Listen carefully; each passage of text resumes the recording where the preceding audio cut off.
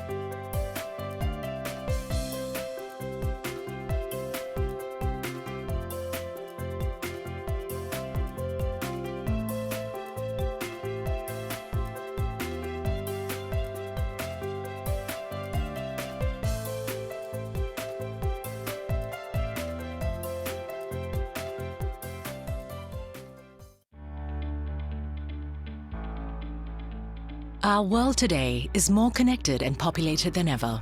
These trends have presented exciting growth opportunities, but they have also caused daunting challenges such as climate change, income inequality, and the misuse of technology. Only by addressing these challenges will we be able to reap the benefits of growth opportunities. We need to address these challenges with stewardship. Stewardship is the mindset and the practice of creating value by integrating the needs of stakeholders, society, future generations, and the environment. It is first and foremost about value creation. But it is about creating value in such a way that companies take their full responsibility towards society and commit to be a steward of the resources of our planet, thus preserving them for further generations. Established by Temasek, Stewardship Asia Center is a non-profit organization dedicated to helping business and government leaders, investors, and individuals activate stewardship practices through research, executive education, and engagement. Well, I see Stewardship Asia Center as a leading catalyst for stewardship excellence in Asia, enabling meaningful behavioral change towards more responsible value creation. SAC champions that to sustain long-term performance, organizations must integrate the needs of society and the environment. At SAC, we believe that capital, incentives, and regulation aren't enough to solve the world's existential challenges. We need to be driven by stewardship values to create a collective better future. We need genuine desire, persistence, and leadership intent. This gives rise to Steward Leadership. Steward leadership begins when one incorporates 4 core stewardship values within their overall set of values. The first is interdependence. The idea that my success depends on yours and yours depends on mine. Now, if you don't believe in interdependence, you don't believe in stewardship. The second is long-term view, knowing that what we do today sows the seeds for tomorrow. The third is ownership mentality, which is taking proactive ownership to make that collective better future happen, or rather make stewardship happen. And the fourth is creative resilience, which is making innovation, learning, and never giving up a habit. Now, once you have these values, the next thing is to give yourself a stewardship purpose based on these values. This purpose should address, firstly, what useful product or service the organization provides to the world. What is their meaningful contribution, as well as why they do it. Once the stewardship purpose is determined, it should inform and guide all decisions made by the organization, in good times and bad. Organizations that make stewardship a priority clearly benefit from a greater acceptance by their environments. They have an easier way to operate and will have to overcome less resistance. Stewardship is everybody's responsibility. This means thinking and acting like an owner, irrespective of whatever roles you are playing in the organization. The ultimate challenge of steward leadership is to create win-win-win outcomes. Just win-win is not enough. Win-win-win means employees are happy, shareholders are happy, and society at large also benefits. We partner with organizations around the world on their efforts to build a culture of stewardship. If this is a transformation you desire for your organization, do give us a call.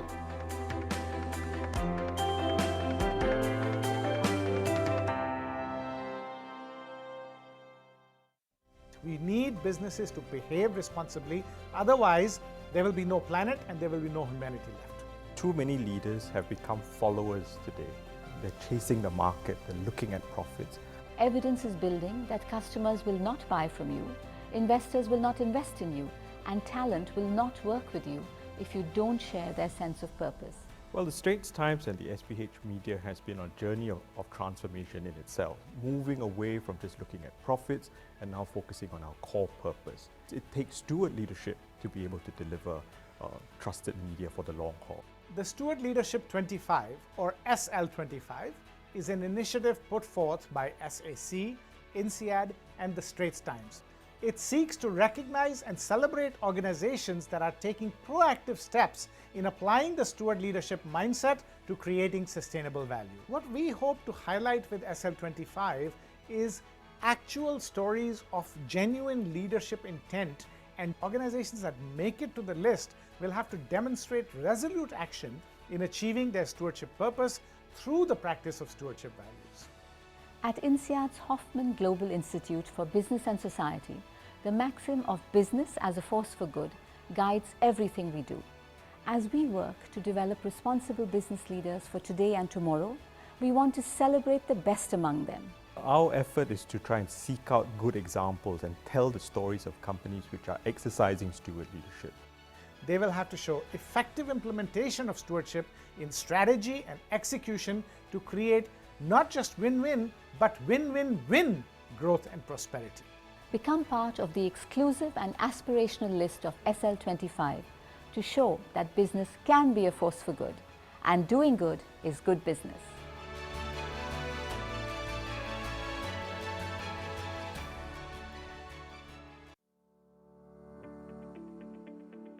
With all the buzz around sustainability and ESG, are you feeling pressured to drive superior shareholder returns and address existential threats like climate change and income inequality at the same time? Good news, bad news. The good news is that you can do both. Extensive research now confirms the positive correlation between ESG excellence and long-term shareholder returns. In fact, there are plenty of profitable opportunities within the green revolution that is currently underway. The bad news, however, is that our current business management models will not get us there. We need to significantly upgrade our thinking and practice of both leadership and governance.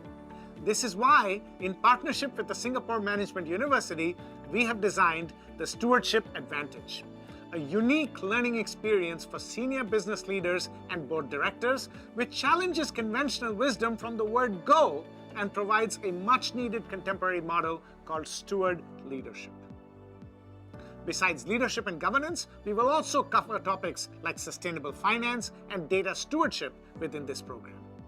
Since the world is finally opening up slowly, please join me along with some exceptional SMU faculty members and a host of visiting business leaders for this 4-day in-person experience.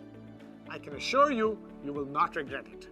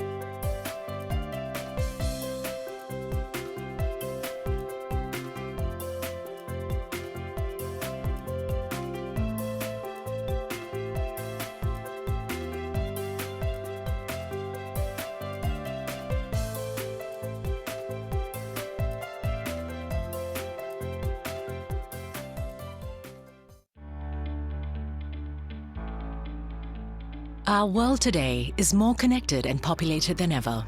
These trends have presented exciting growth opportunities, but they have also caused daunting challenges, such as climate change, income inequality, and the misuse of technology. Only by addressing these challenges will we be able to reap the benefits of growth opportunities. We need to address these challenges with stewardship. Stewardship is the mindset and the practice of creating value by integrating the needs of stakeholders, society, future generations, and the environment. It is first and foremost about value creation. But it is about creating value in such a way that companies take their full responsibility towards society and commit to be a steward of the resources of our planet, thus preserving them for further generations. Established by Temasek, Stewardship Asia Centre is a non-profit organisation dedicated to helping business and government leaders, investors and individuals activate stewardship practices through research, executive education and engagement. Well, I see Stewardship Asia Centre as a leading catalyst for stewardship excellence in Asia, enabling meaningful behaviour change towards more responsible value creation. SAC champions that to sustain long-term performance, organizations must integrate the needs of society and the environment. At SAC, we believe that capital, incentives, and regulation aren't enough to solve the world's existential challenges. We need to be driven by stewardship values to create a collective better future. We need genuine desire, persistence, and leadership intent. This gives rise to Steward Leadership. Steward leadership begins when one incorporates 4 core stewardship values within their overall set of values. The first is interdependence, the idea that my success depends on yours and yours depends on mine. Now, if you don't believe in interdependence, you don't believe in stewardship.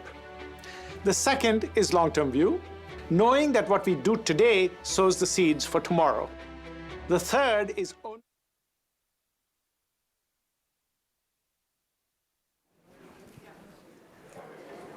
Good afternoon, everyone.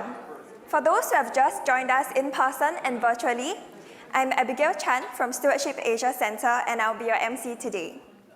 Before we start the program proper, I'd like to bring our attention to the safe management measures on the slide once again. If you require a Wi-Fi connection, you may connect to the complimentary RWS Wi-Fi network. You may refer to the instructions on the slide and the 10 cards placed on your tables.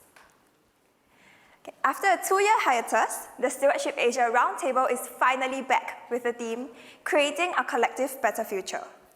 We hope that the discussions and initiatives launched today will help us to better understand why and how businesses should marry profit and purpose for a future where individuals, organizations, and humanity can thrive together. We would also like to express our thanks to Forbes Asia, who is our media partner for the event. We are grateful for the support ever since we started the Roundtable in 2015. We have an exciting afternoon packed with activities today, including 2 panel discussions and the unveiling of 2 new initiatives. To keep the event interactive, we'll be using Pigeonhole Live for the Q&A segments of some programs. To log on to Pigeonhole, you may scan the QR code on the screen or go to www.pigeonhole.at and enter the passcode RT2022. You should also be able to see our agenda and speakers' profiles. There will be a feedback survey available at the end of the event, which we hope you can all help us with, including our virtual guests. Without further ado, I would like to invite Mr. Dilan Pillay Sandrasegaran, Executive Director and CEO of Temasek Holdings, for the opening address. Mr. Sandrasegaran, please.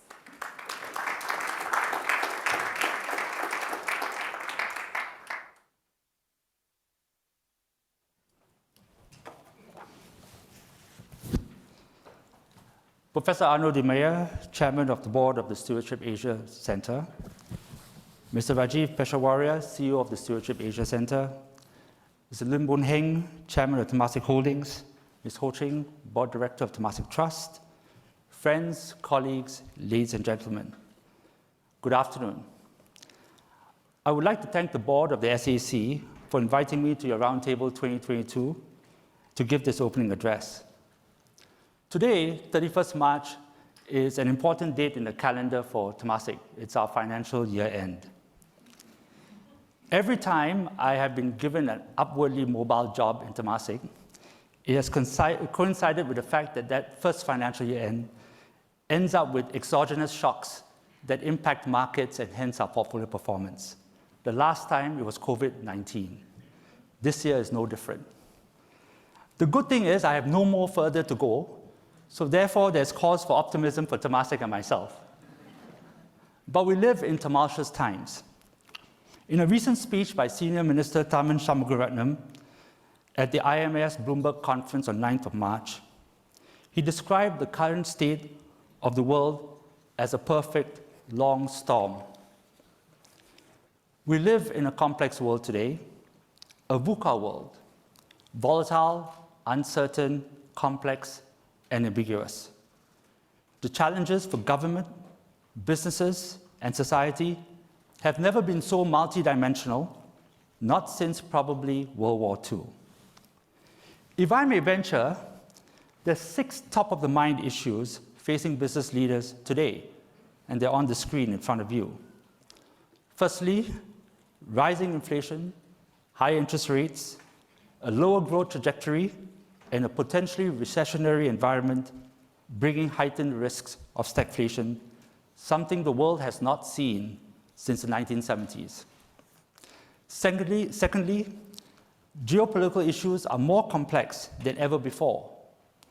While the US-China tensions were already there pre-COVID, this has been further exacerbated by COVID-19 and the Ukraine crisis, leading to more supply chain disruptions, concerns over national resilience, including food security, and a potential decoupling in relation to not just technology, but potentially financial systems.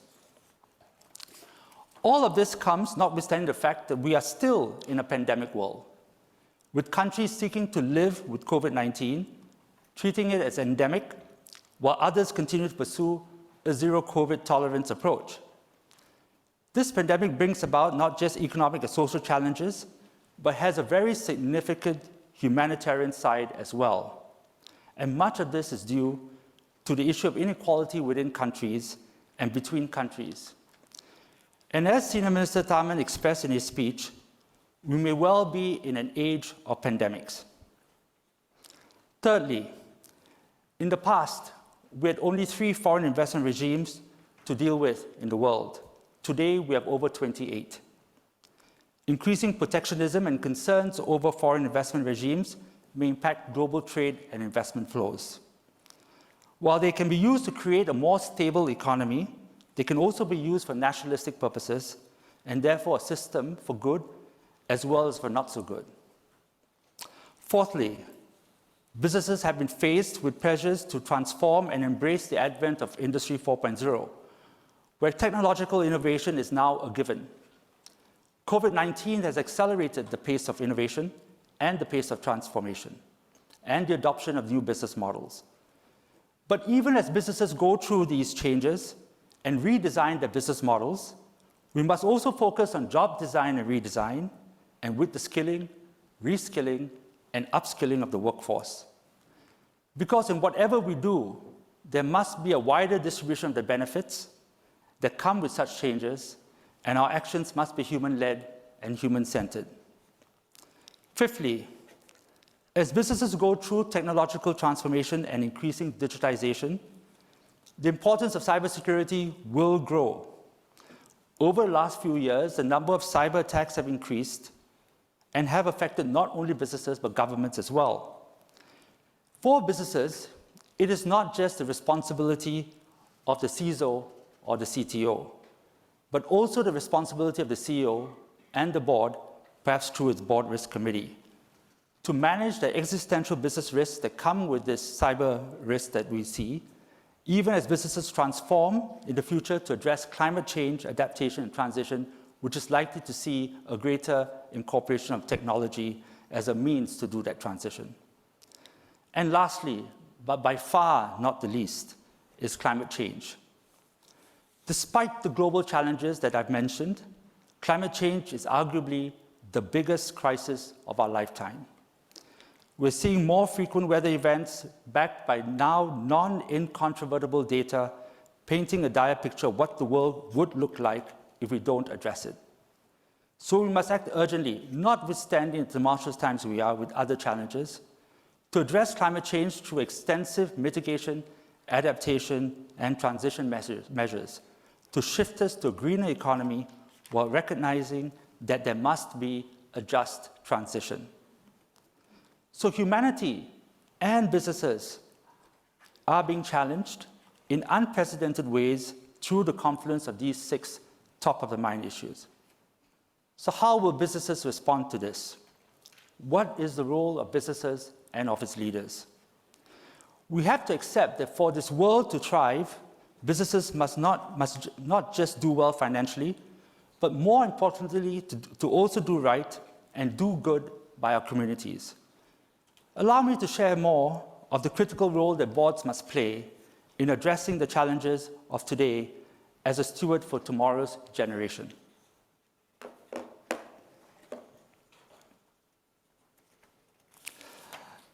The board's role as a steward. Boards traditionally are seen as having a duty to act in the best interest of companies.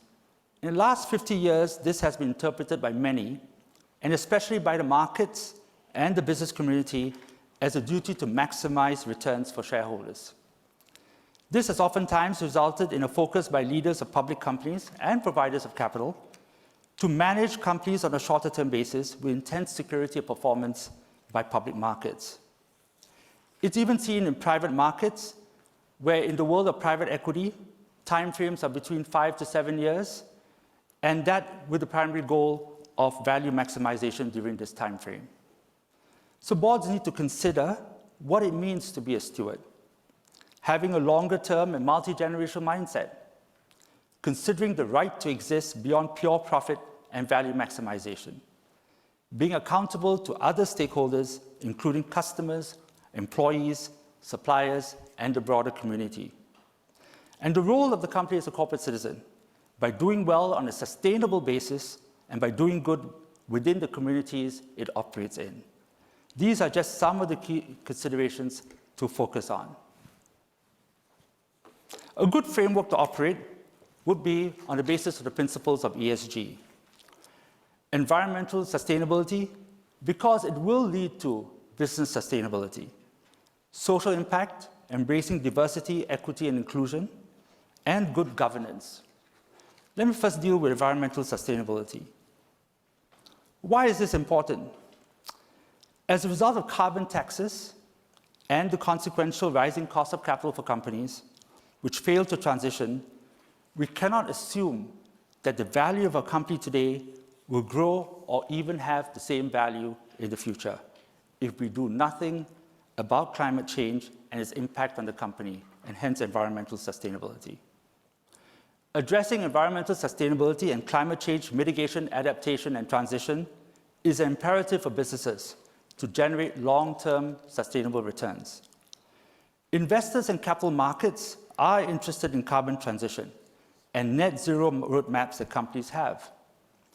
Many stock exchanges, including the Singapore Exchange, require listed companies to make disclosures in line with the framework of the Task Force on Climate-Related Financial Disclosures. These require companies to have in place a governance structure, a clear strategy, risk management framework, and also metrics and targets to address the impact of climate change on their businesses. But in the future, all companies, and not just listed companies, will have to make climate-related disclosures in their financial standards once standards are issued by the recently formed International Sustainability Standards Board, or ISSB. Now, with TCFD and ISSB requirements on transition metrics and climate disclosure standards, climate-related financial disclosures are going to become mainstream, along with an expectation to report such information with increasingly granular and universal standards. We can expect carbon pricing regimes to proliferate globally. For companies which fall behind in their transition plans, the impact of such regimes or carbon taxes will have a direct impact on the financial value of such companies. We will see it in increased credit spreads for financial instruments, increased insurance premia where you have stranded assets, and all of this will impact the asset pricing model for equity value. There will be increasing shareholder activism, with investors expecting to hear what plans companies have to address and mitigate climate change through their business activities.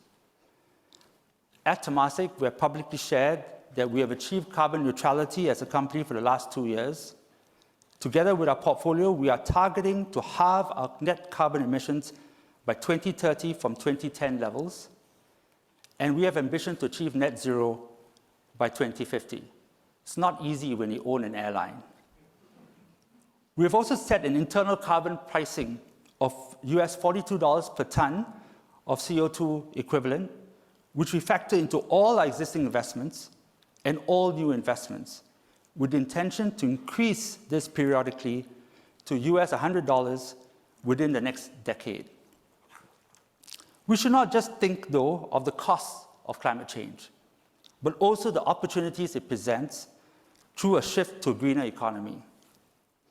We've seen rapid capital allocation or reallocation towards sustainable assets focused on mitigation, adaptation, and transition. Sustainability-focused business models will have a lower cost of capital over the longer run when compared to business models which do not focus on sustainability. At Temasek, we are actively investing in sustainable solutions in food, water, waste, energy, materials, clean transportation, and business environment, just to name a few. We have set up an investment platform with BlackRock called Decarbonization Partners to be able to invest in promising decarbonization solutions for hard-to-abate sectors. And we have a debt financing platform with HSBC for sustainable infrastructure projects in Southeast Asia. But ultimately, a focus on sustainability and climate change is not a light switch that can simply be turned off or turned on. It will be a journey over time, and this also ties into having a multi-generational mindset, ensuring a more livable world and safeguarding the future of humanity. Social impact. Diversity, equity, and inclusion is key and should not be seen as an opposing force to meritocracy, but rather as efforts that will improve meritocracy. As Ravi Menon has said as IPS lectures, we should strive for broader, more inclusive, and compassionate meritocracy. This entails, amongst other things, fair employment through diversity, proactively bringing in employees with diverse skills, even those that may have disabilities, to provide for equality of opportunities and fair wages for all. And this will contribute to ameliorating the widening income gaps and inequality of opportunities that have arisen in recent years. Good governance.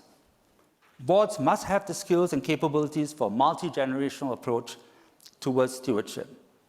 A managed renewal process within boards is an imperative, so that boards have complementary abilities, requisite skills, competencies, and experiences to navigate this VUCA world and address multi-stakeholder capitalism, which will improve decision-making and outcomes.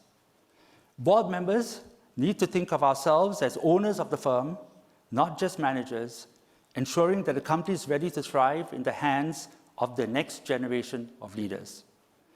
And in this regard, it behoves all of us that the company is purpose-driven with the right values, culture, and behaviors. Research has shown that purpose-driven companies achieve higher market share gains, and better workforce and customer satisfaction. And clear purpose is everything to an organization. The board, together with the management team, needs to clearly articulate the company's purpose, why it needs to exist, and why it does the things that it does. Purpose should not be a trade-off for profit. In fact, being a purpose-driven organization is correlated with better performance. This will help guide how a company imbues its culture, values, and behaviors within its employee base and stakeholders, and that will represent the DNA of the organization. It will serve to inspire its employees and other stakeholders to work towards a brighter future. With a clear motivational purpose in mind or in place, the management team and boards can then shape its strategy and tactics to achieve its vision and its mission. Vision is the where, mission is the what, purpose is the why. This will lead to the betterment of the organization and allow it to bring about long-term sustainable value while making a meaningful contribution to its communities and the world at large. At Temasek, we have just gone through a year-long purpose journey internally with our staff, who all have a deep understanding of the values, culture, and beliefs that we stand for. We believe in doing well as an investor, doing right as an institution, and doing good as a steward. And we believe that as trusted stewards, our purpose should be embedded in everything that we do, with the long-term goal that every generation will prosper. The role of a CEO and leaders today is very different from the past. Leadership and management in today's VUCA world is not a science, but an art. In the past, leadership tended to be very top-down in nature. That has shifted to leading from the front, leading by example, bringing people along on a journey, rather than simply making top-down directives. This can only be done if leaders have a clear direction and purpose and exhibit the right values and behaviors to foster a strong culture for success. Thank you.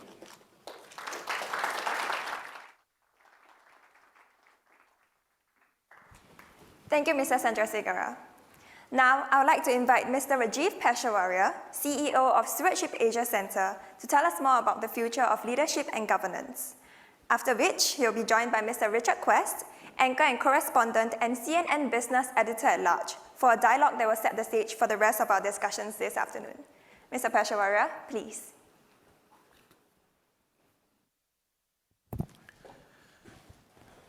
Ladies and gentlemen in the room and all of us online, a very good afternoon, good morning, whatever time zone it is you're in. Allow me to start with a key question that has been a subject of heated debate on Wall Street as well as Main Street for a long time now. And this is what Dylan was just referring to as well. Is it possible to drive superior shareholder returns by addressing the very challenges humanity is facing today? That climate change, income inequality, and other such challenges are existential is a given. The question is, should businesses be held responsible for doing their bit? And if so, can it be done profitably? Well, let's take a look.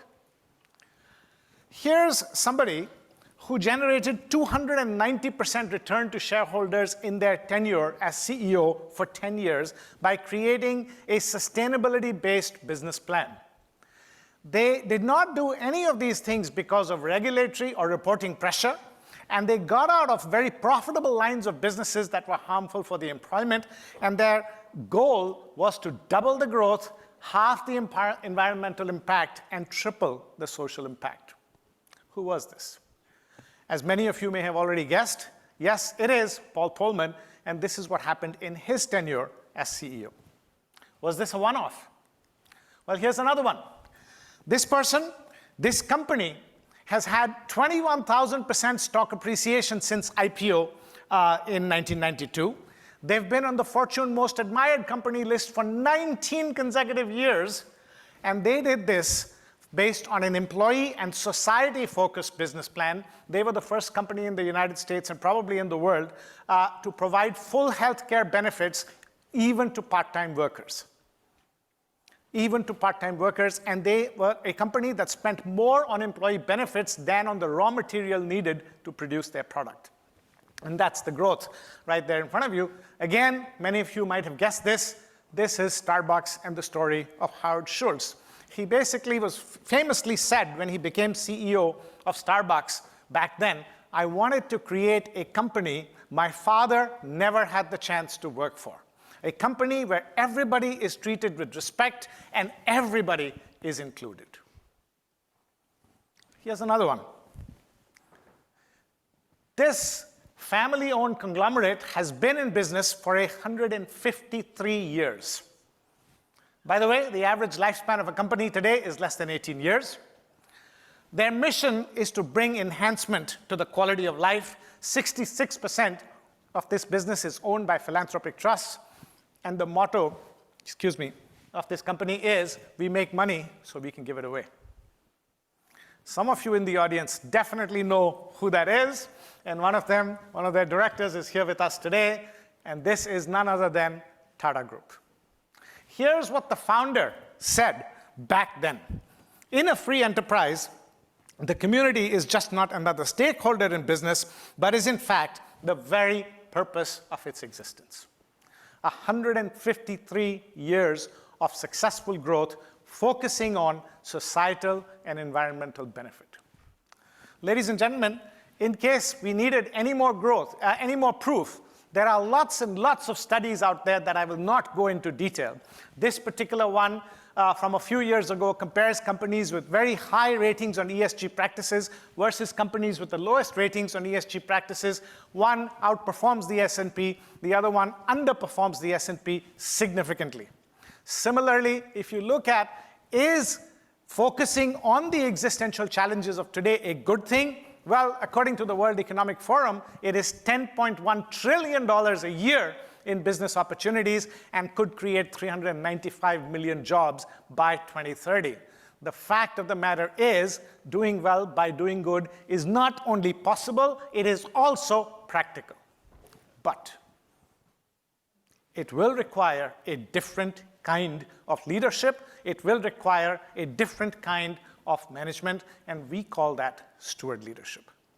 So let me spend the next few minutes talking a little bit about what our research has told us, that if you want to generate these kinds of returns by doing the right thing, how do you need to rethink leadership and governance?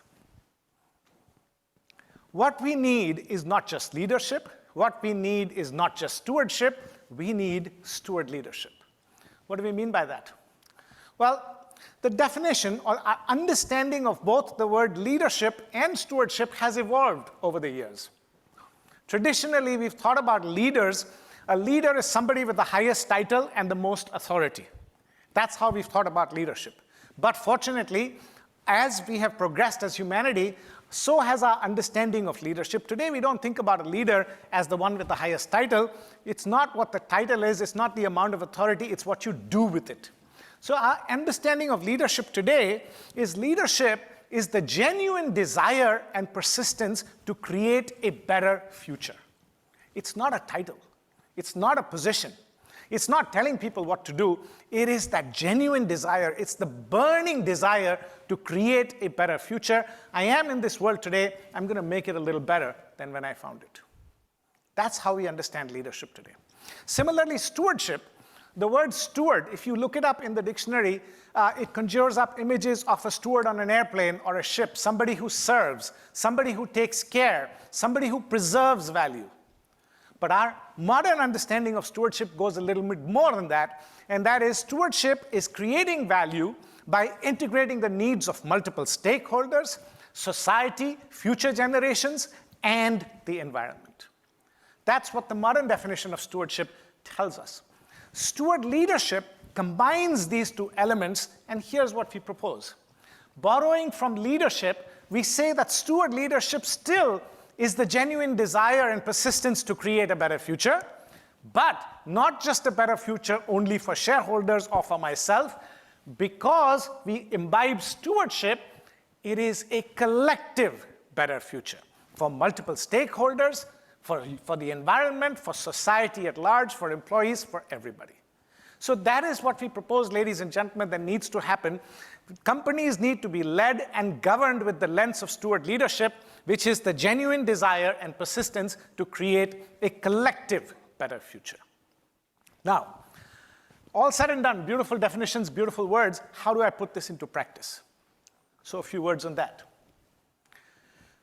We've studied the greatest of great steward leaders, Tata's, Ayala's, so many examples. How did they do it? And the answer is actually very simple. There are 3 very simple steps to practicing steward leadership, but they are simple and not simplistic. So I just want you to keep that in mind. They're simple, but not simplistic.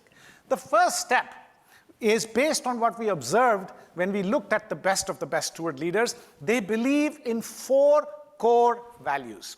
And the first step, if you want to lead your organization with steward leadership, is to imbibe these 4 values, embed these 4 values within the DNA and culture of the organization.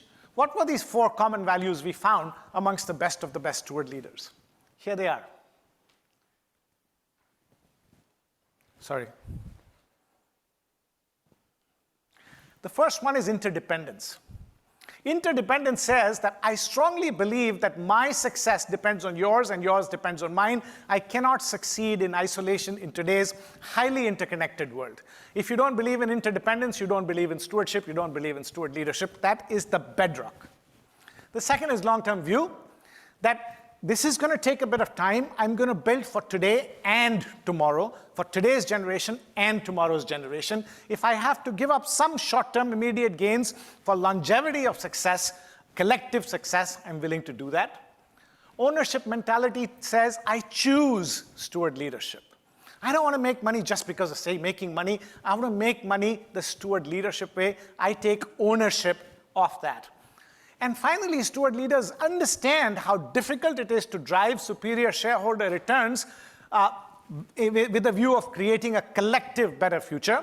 It's going to need 2 things. It's going to need innovation, constant innovation, and it's going to need tenacity. So that's the last one, creative resilience, creativity and innovation, and resilience, which is the tenacity. I will not give up.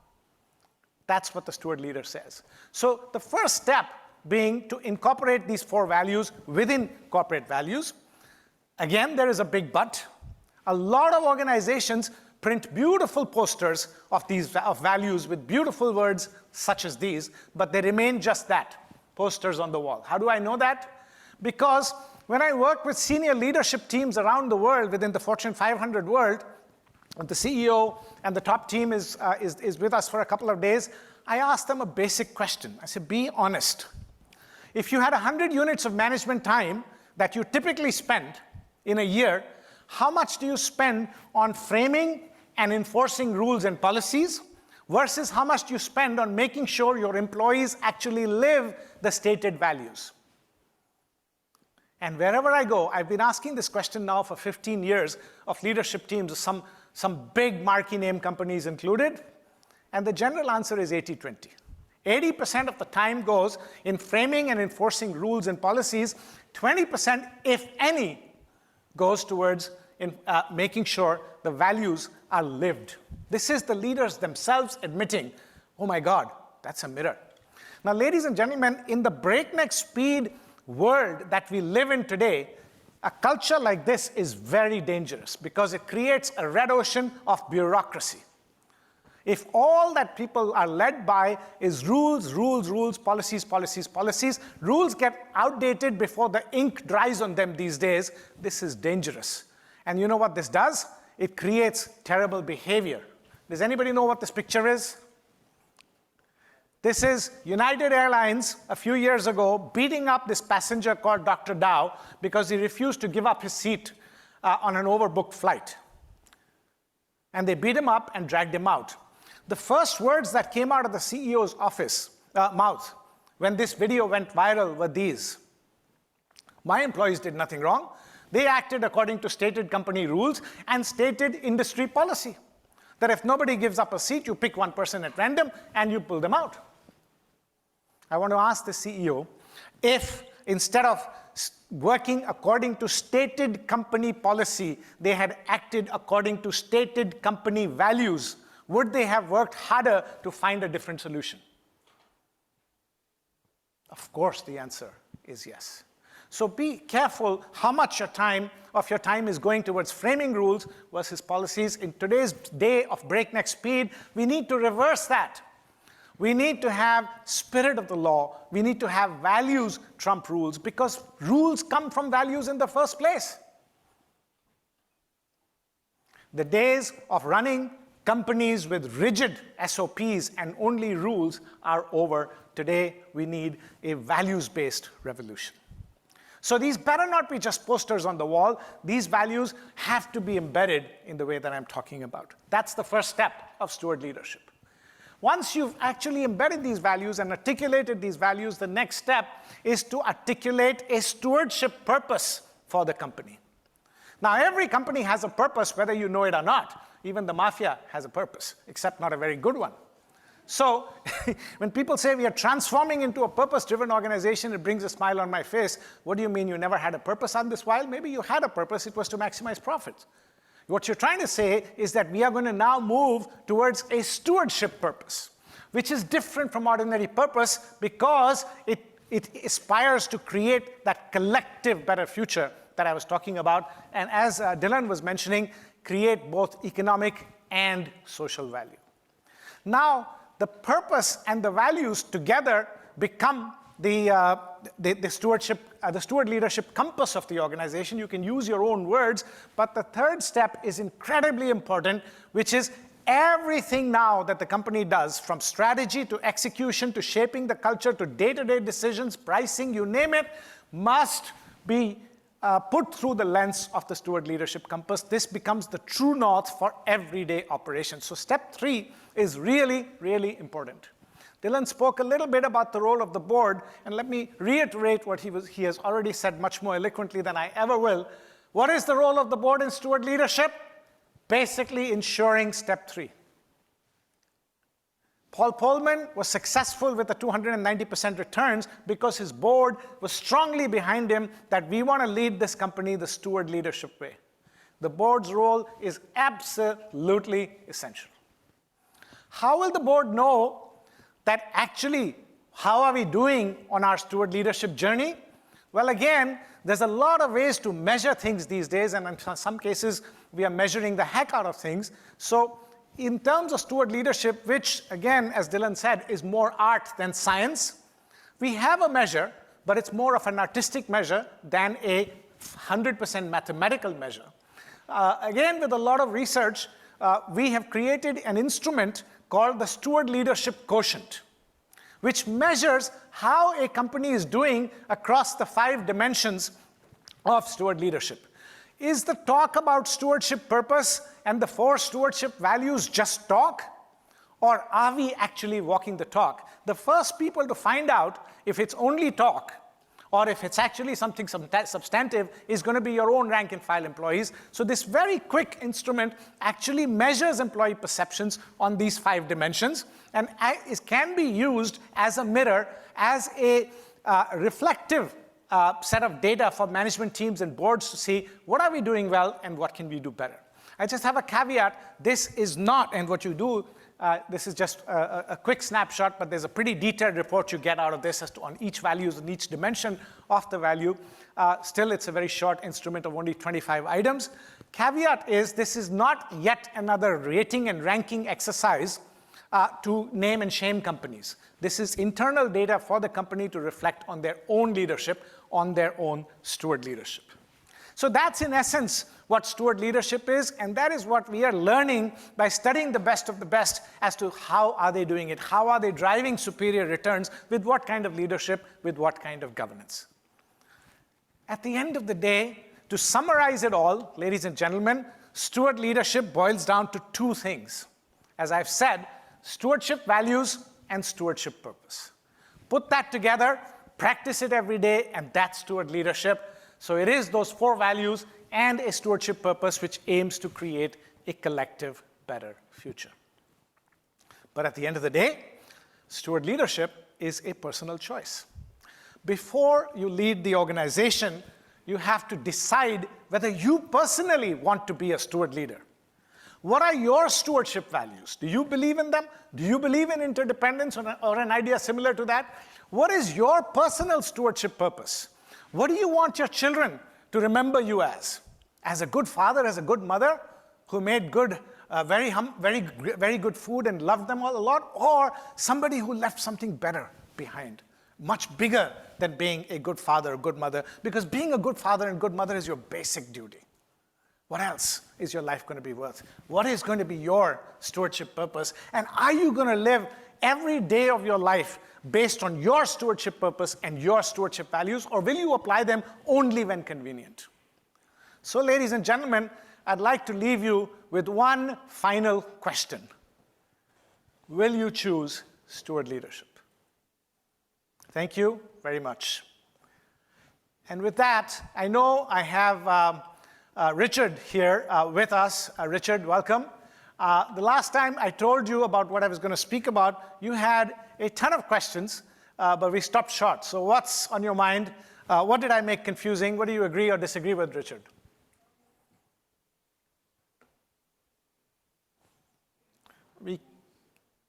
Richard, we have a audio issue. We can't hear you. I have committed the cardinal sin. Okay, your audio is breaking Cardinal up. sin of you need to unmute yourself. Good morning to you from Brussels.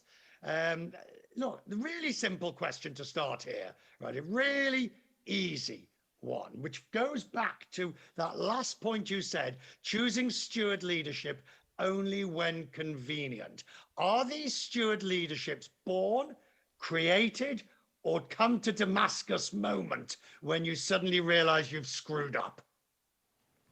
Yeah, that's the point I was trying to make.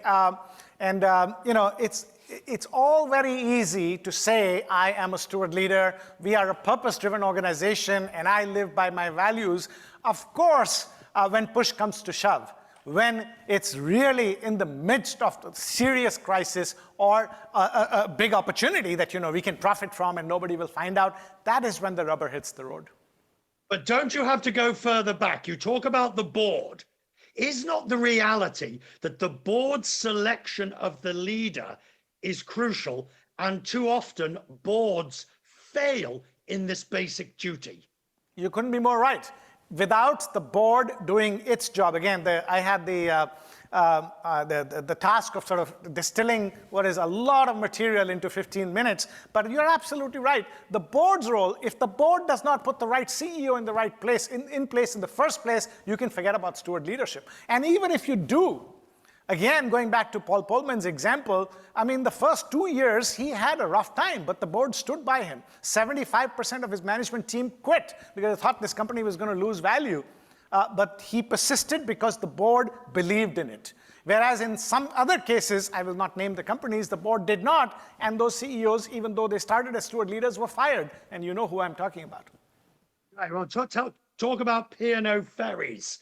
whose CEO, Peter Hebblethwaite, last week, you know the story, you're nodding, went in front of a parliamentary committee in the House of Commons and admitted that they had not consulted on redundancies because they knew the union wouldn't agree. So basically, he admitted the company broke the law because it was more convenient and they'd rather pay the compensation afterwards. Is that steward leadership? I think you answered your own question, Richard. Of course, it's not. I'm reminded of Andy Fastow, the former CFO of Enron. And he said that you can follow all the rules and still make fraud happen. And that is what I did, and that is why I went to jail. Steward leadership is not about rules. Steward leadership is about upholding the right values even when it is inconvenient. Now, the quintessential steward leader was Nelson Mandela, who even when his wife and daughter left him, even when the majority black population that voted him for the purpose of revenge refused to do so and offered forgiveness and reconciliation instead. Now, that's a steward leader, upholding the values of forgiveness and reconciliation even when inconvenient. But we all aspire to that, or at least one would hope we do. It's like the definition of integrity, Rajiv, doing the right thing when no one's looking. But how do you know when you're not? How do you know? You spoke about when you know how to do it, but how do you know when you're not doing steward leadership? If the share price is going up, if sales are going well, if the employees are a bit unhappy, so be it. How do you know when you're failing? Well, that's back to Dylan's point earlier. It's more art than science, which is why just pure measurements and pure policies don't cut it. Steward leadership is an art. At the end of the day, values, your heart should know when it is right and when it is not. So what do you say to the person who says, look, we all accept that if you only concentrate on the shareholder, you're screwed. If you only concentrate on integrity and values, you're not going to get anywhere. But what do you say to the person who says, if I concentrate on, never mind steward leadership, but stakeholder leadership, all the people who have an interest in the enterprise, I will get to the end result. What's the difference between stakeholder leadership and steward leadership? Very similar, very similar. There are many different words being used to describe the same thing. So we talk a lot about stewardship here, and we say that stewardship is creating value by taking care of multiple stakeholders, future generations, and the environment. So sustainability, ESG, responsible investing all become different forms of stewardship. Call it what you want, it's the same thing. What we say is that steward leadership goes a step further, not just in preserving value, but in using innovation to create value for larger than just shareholders. So similar idea. You've got the CEO who doesn't care. He's got his stock options. She's got their stock options. They really think to themselves, I'm out of here in 5 to 6 years, 3 years being the average. I don't care. I'm not going to pollute rivers knowingly and willingly. I'm not going to get kids up the chimney aged 5.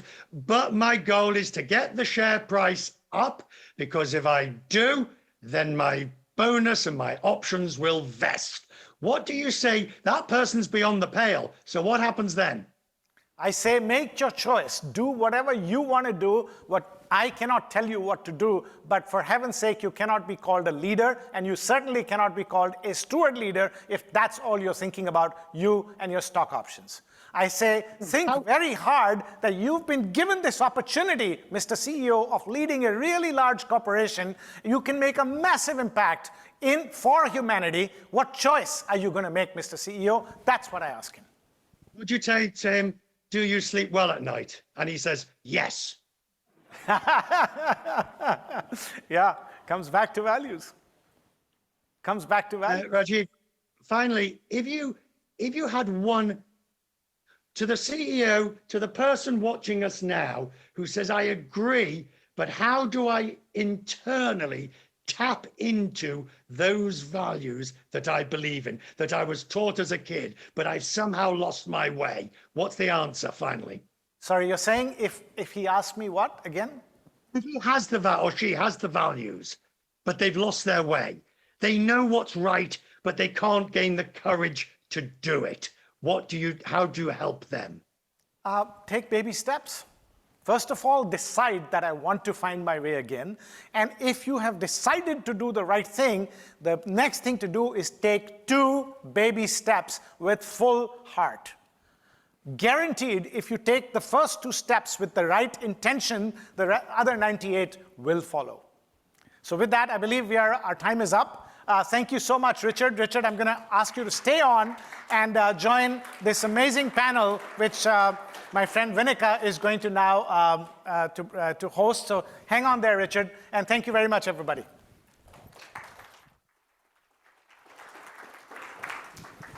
Thank you, Mr. Peshwaria and Mr. Quest, for such a lively discussion. Indeed, we need a new model of leadership and governance in our current times. And that's exactly why we designed the Stewardship Advantage with SMU to help business leaders not only learn about steward leadership, but also to apply it in their organizations. Models will remain models unless we put them into action. And only then can we transform our business systems. I think the dialogue has given us a lot to think about for the panel that's about to happen. But just a quick introduction before that.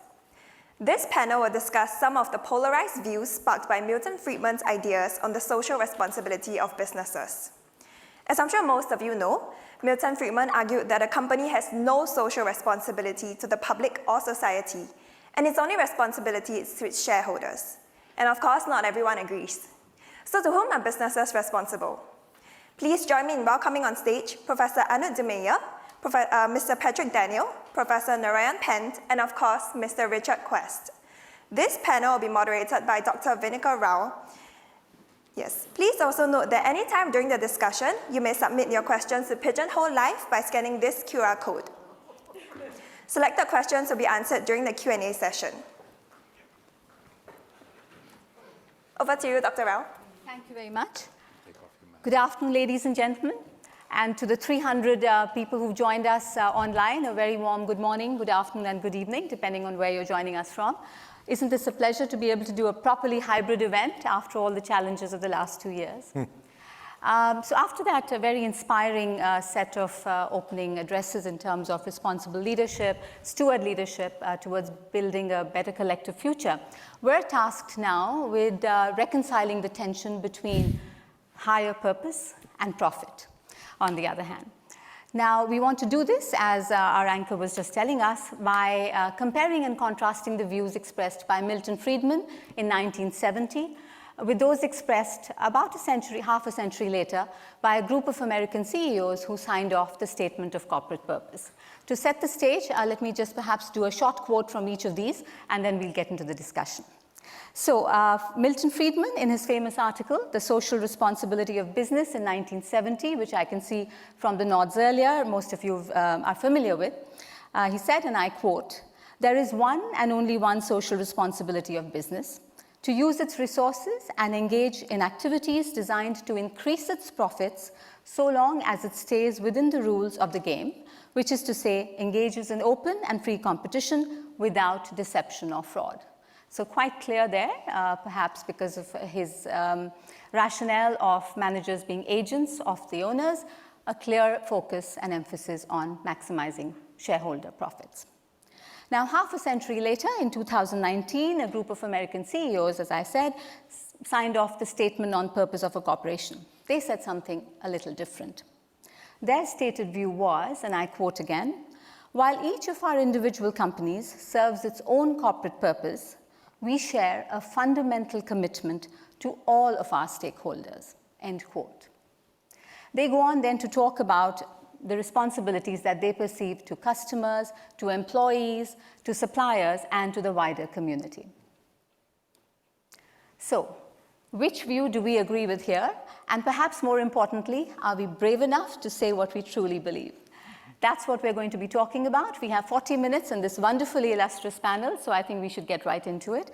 A very warm welcome to Patrick, Arno, and Narayan, and of course Richard, not forgetting, very much also with us online.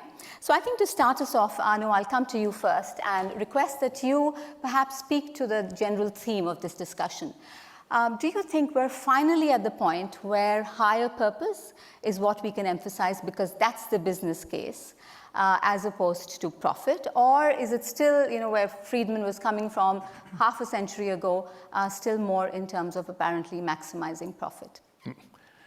being the chairman of the Stewardship Asia Center, you know what my position is going to be, right? Obviously, I'm more in favor of the view that stakeholders are as important, if not more important than shareholders, and that I'm more with the business roundtable. But actually, in preparation of this discussion, and give me 2 minutes, in preparation of discussion, I actually went back to the original writings of Milton Friedman. And of course, what he was proposing was a very stylized economic model on the basis of very simple assumptions, which in practice are not true and not existent. Simple assumptions where we have a perfect market, where everybody has transparency. Secondly, there are no externalities or the government can completely take care of it. And thirdly, we can write perfect contracts. Now, everybody knows that those three conditions do not exist in practice. So in fact, what was a stylized model has become a mantra, and that's often happening when economists or academics write something that is quite nice on paper in an article and good for the debate of an academic conference, and then suddenly journalists run away with it and make this the mantra that we have to work with. The same is true for shareholder value. It was originally a model that was developed to manage the relationship between the CEO, an agency model between the CEO and the shareholders. And it's so attractive, a shareholder value model, because you can measure it. And everything that we can measure becomes extremely attractive. So I think that we have been seduced in the 70s, 80s, and 90s by models which were nice, stylized academic models, but which somehow became very popular.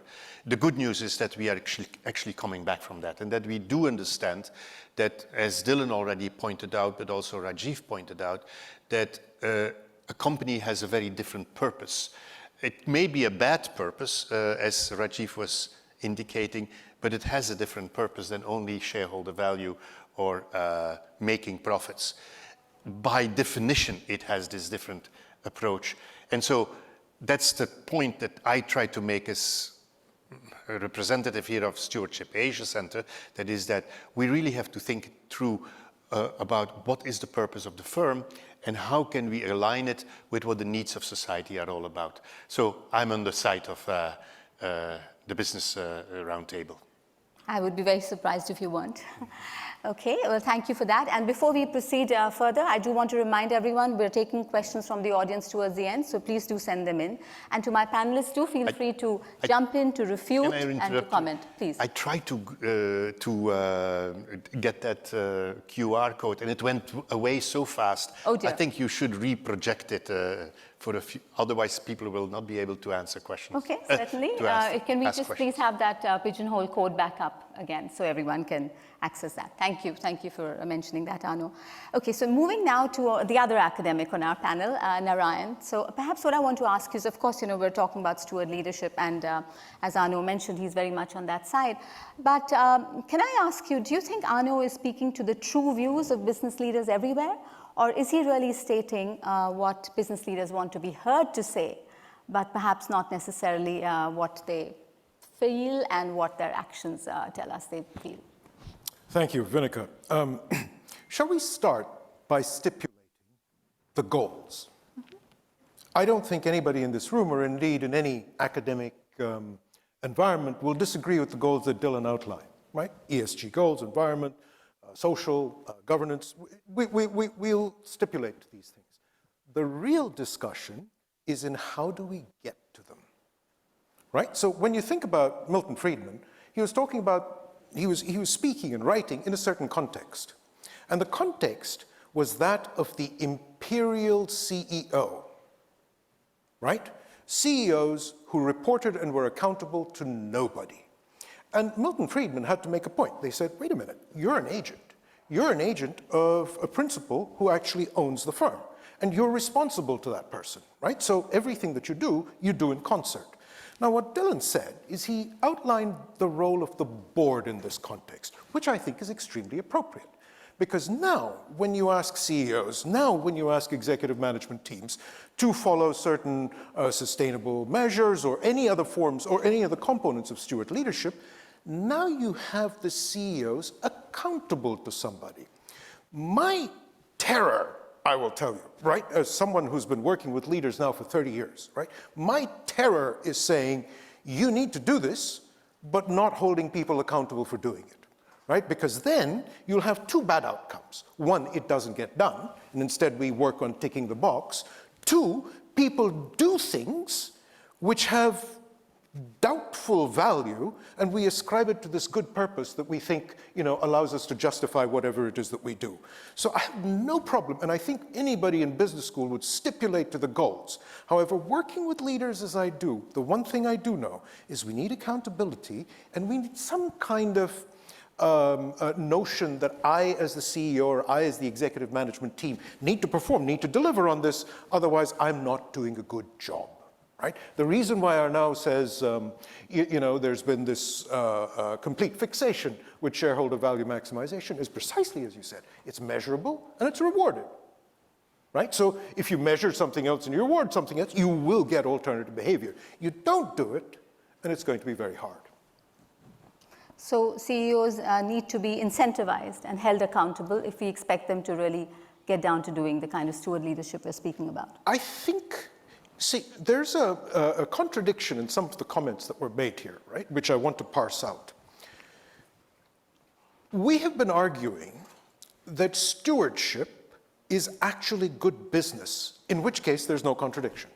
Right? Maybe there's a distinction between short-term value maximization versus longer-term value maximization, and that's a matter for evidence, right? We can get there. However, if we're arguing that despite there being a cost to shareholder value maximization, we want you to follow a certain course of action, then it's not a matter of incentives. I need to be accountable, whether with an incentive or not, to somebody. And as long as that accountability doesn't exist, I don't think you're going to get the behavior that you seek. This is just my humble observation based on the behavior of people. This is what you're not going to get. Okay. Right? Again, I'm stipulating to the goals. I'm stipulating to the outcomes that we all want. The question is, what are the best mechanisms by which we get them? Great. So maybe we'll ask the question now to someone who has worn the CEO hat. And Patrick, coming to you, to Narayan's point about the need for accountability, the need for CEOs to be held to do something. Yeah. Are we really still at a point where it's only shareholders who can hold CEOs accountable? Or what about, all of the other stakeholders who are beginning to have a much more active voice? Those of us who work in higher education with younger people, for instance, I'm constantly heartened by the fact that we have students who tell us that they're going to be the kind of customers who will not buy from you, or the kind of employees who will not work with you, or the kind of investors who will just not give you money if you don't prioritize these other societal and environmental obligations. Can I situate Friedman before I answer that? By all means. Yeah. Actually, this quote that you cited was from a 1970 article. Actually, Milton Friedman in the 1960s and 70s was actually outside the mainstream. Mm-hmm. Yes. Right. And he was an ideologue for free markets.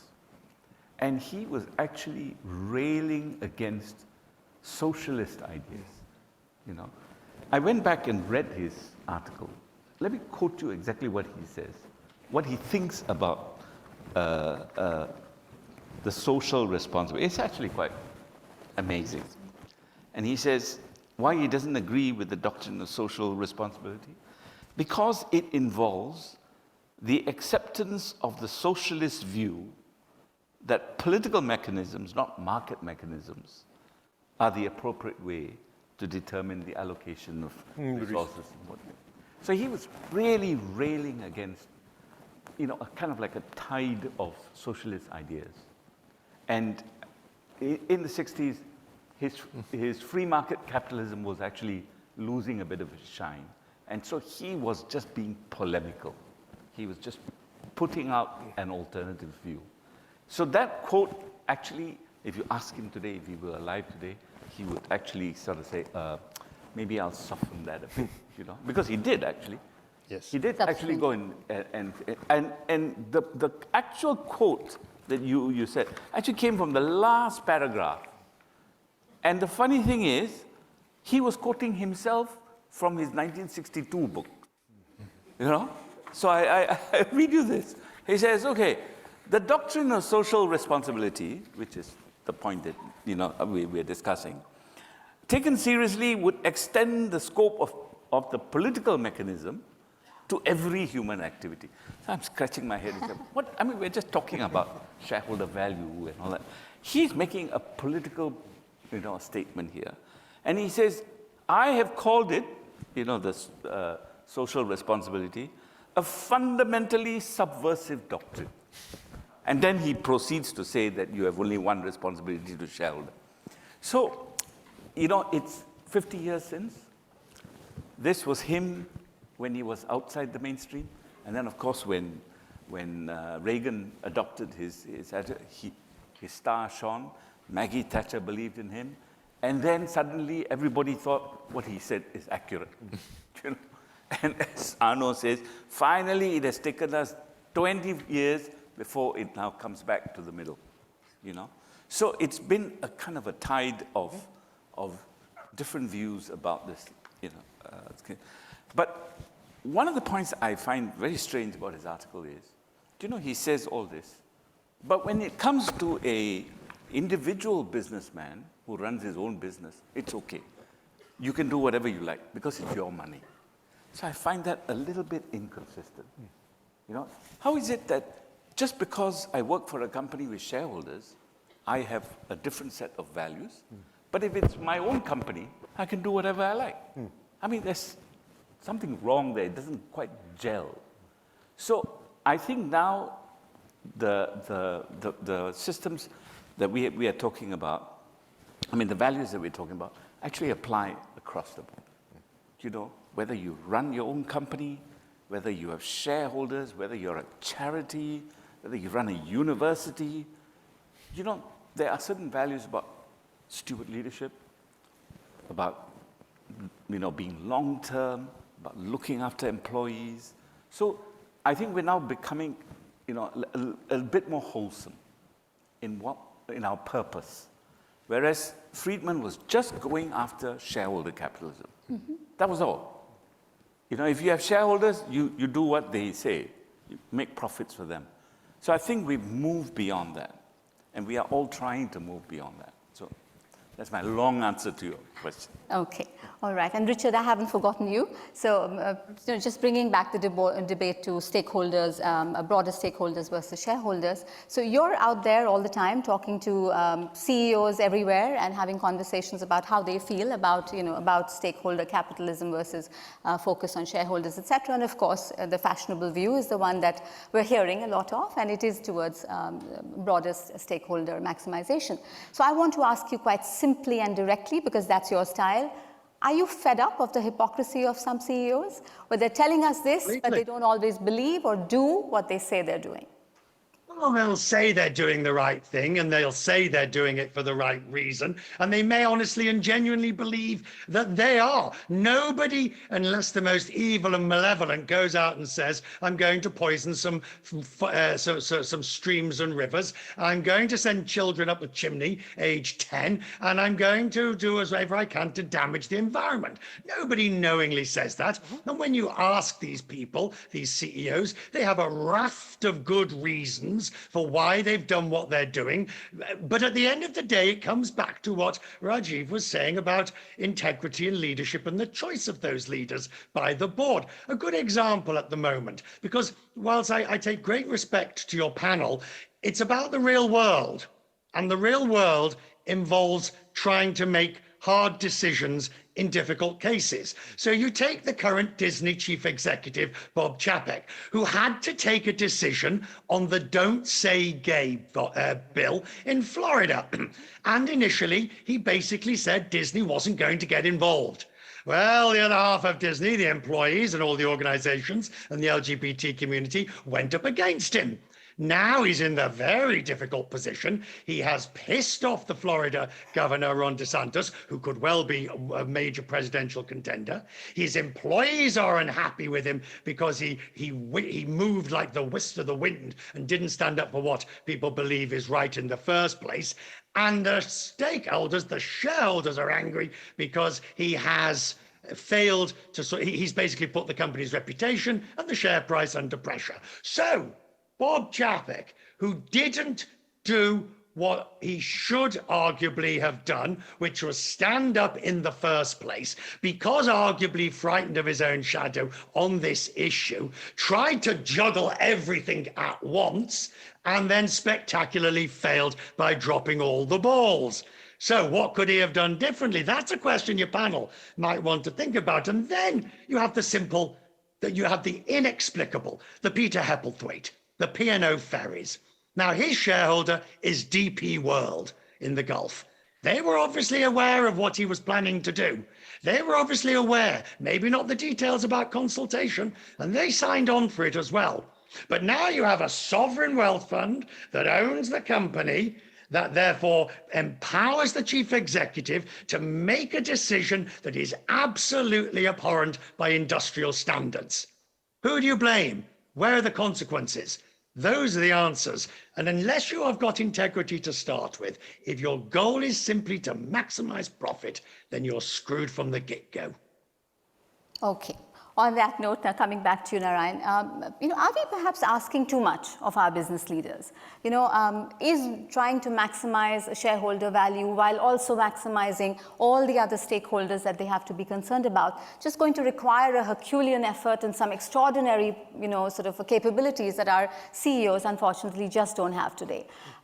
Just the fact that they're employing so many people, they're generating profits and then paying taxes on them, and if they're abiding by rules and regulations, are they not already doing enough? And shouldn't we then leave the other responsibilities to the government authorities, etc., who are trained and equipped to do these? Look, Vinika, what are we asking people to do? I mean, to come back to Richard's point, we're asking them to change behavior. And anybody who's over 18 years old knows how difficult that is, right? So what it's going to take is several rounds of action-reaction, to Richard's point. Right? The CEO of Disney discovered that by not paying attention to a whole bunch of stakeholders in his organization, it could cost his corporation value and his employees, potentially, right? And this is a learning. Now, people learn as that goes along. It goes along by osmosis. So this whole process of change isn't only one person deciding that, look, I'm going to behave differently. It's an entire ecosystem changing. This is why the term "it takes a village" is so appropriate in this case, because it is going to take a village, right? We're actually talking about changing mindsets that people have grown up in for a significant period of time. He wants to say something. He's putting his finger up. Richard. Go ahead, Richard. Oh, and forgive me. I just want to jump in and ask you, that's true. It requires change, but then do you feel that there are too many boards and too many CEOs, bluntly, trying to make an omelette without breaking eggs? So, again, yes, too many people are trying to square the circle, right? Because there are, as you said, hard choices that need to be made. These are allocation decisions. These are choices of taking a hit on this year's profits because we think it's the right thing to do at the moment.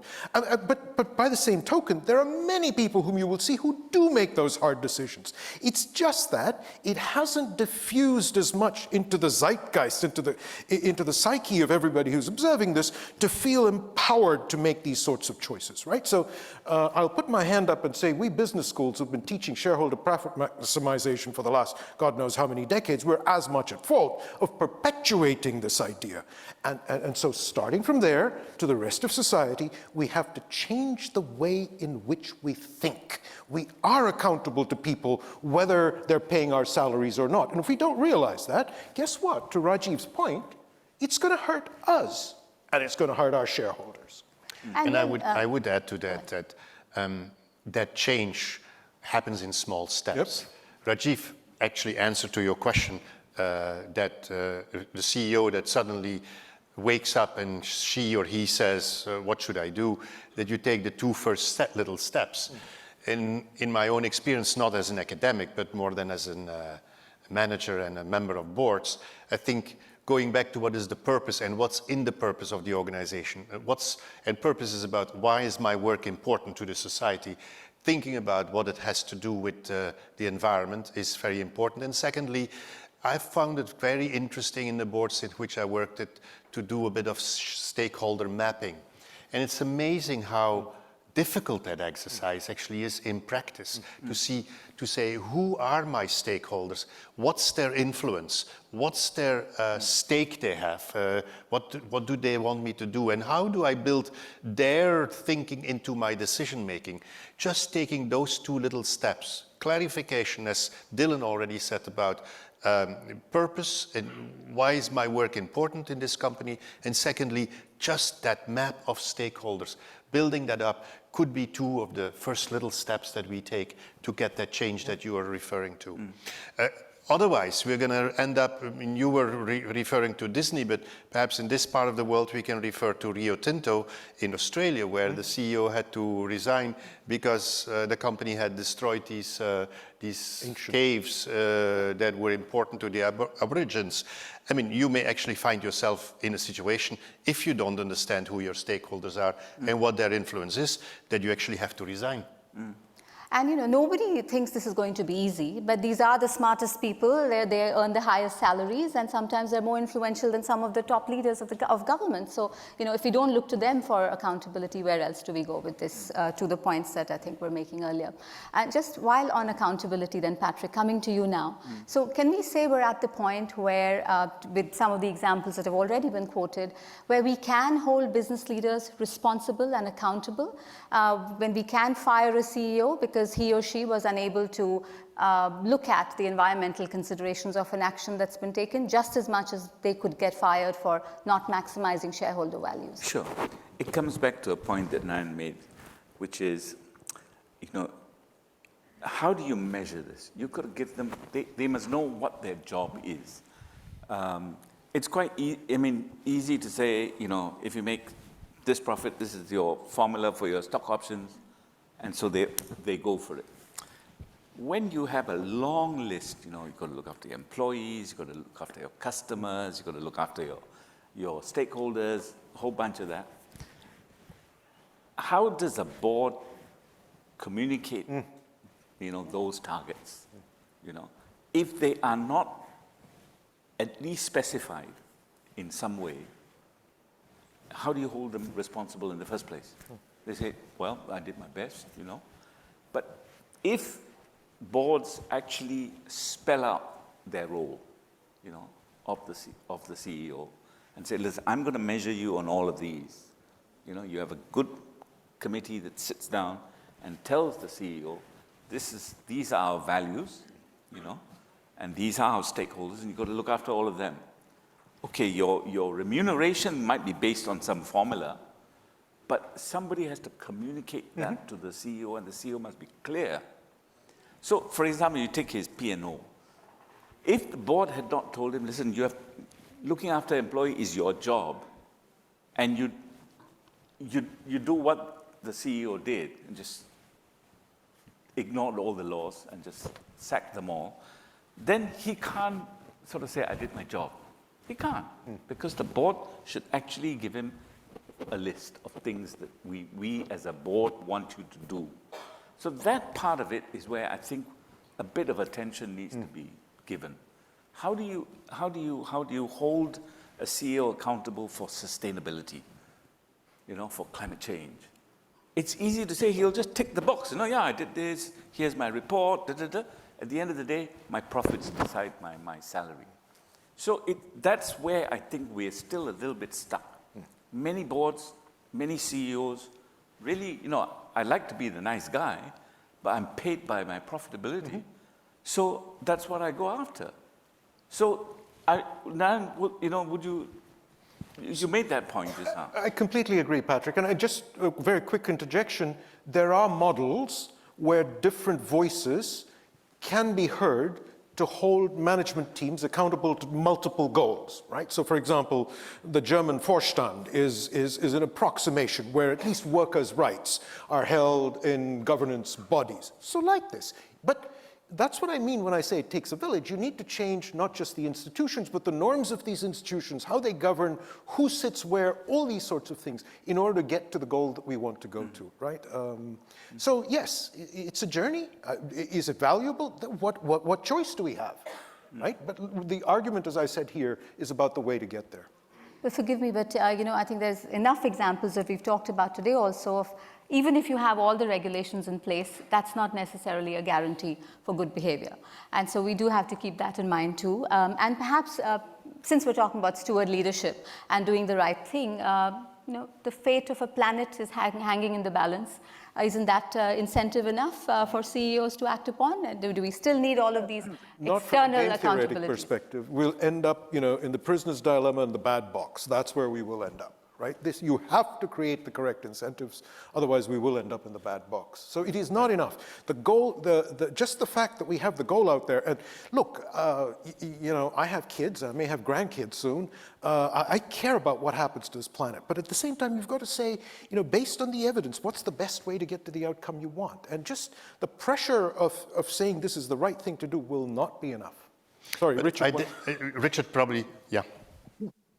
Stop feeling sorry for CEOs and boards, in the sense that these are people who are highly driven, who have got to the top by one means or other, are exceptionally well paid, and at the first whiff of problems, they tend to do an element of not my, oh Lord, oh no, help, help, help. Oh, I only tried to do the right thing.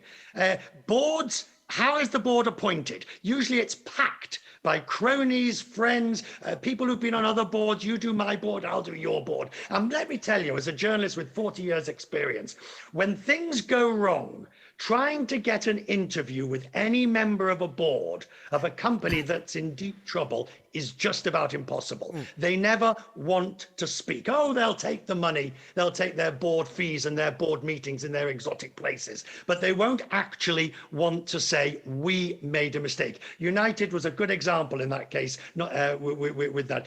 Finally, it's not the difficult issues today, and this is something you've alluded to, are the social issues. It is right to life, it is LGBT, it is women's rights in the workplace, it's diversity. These are the ones, along with the environment, yes, but the environment the board can get round to some extent. The CEO needs to have a strong moral compass on these social issues. Otherwise, that's where the main problems seem to come today. Absolutely. I have two quick comments, because I know you want to go to the questions. But first of all, I slightly disagree with Narayan when he says it takes a village to change. Because then it's so easy to say, oh, the village doesn't want me to change. And I have no responsibility anymore. I think we still have, as CEOs, as leaders, we have a personal responsibility to pursue other goals than only profit-oriented goals.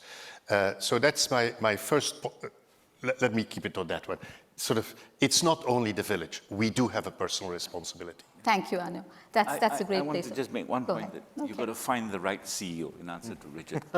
If you've got the wrong CEO, doesn't have the values, when there's a crisis, he just falls apart. He or she falls apart. So you do need to pick that CEO with all those values that you want in a good CEO, so that when the crisis comes, he takes the right decisions. Okay. I do want to get to at least a couple of audience questions. So one very interesting one on competition, which I think we haven't addressed directly yet. So competition, the desire to win, is one of the timeless forces of human nature. How do we harness this constructively to encourage and accelerate stewardship in an objective way? Competition. Harnessing competition. Change the definition of winning. And then the competition will work. Yeah. Okay, you'll have to elaborate a little bit. No, I mean, it's simple. Right now, there's a shareholder value, which is winning, right? If you change the definition of winning, that same competition will drive you towards a different goal. Okay. And any other comments from anybody else? Okay, and I think something else that's quite interesting and may relate a little bit. How do you reconcile many of the tech companies, especially the unicorns, not being profitable and driving inclusion as their purpose? Is that an excuse for not being profitable? Do I need to repeat the question? It's a bit... Yes. Richard speaking. Anybody wants to answer that question? They're not profitable.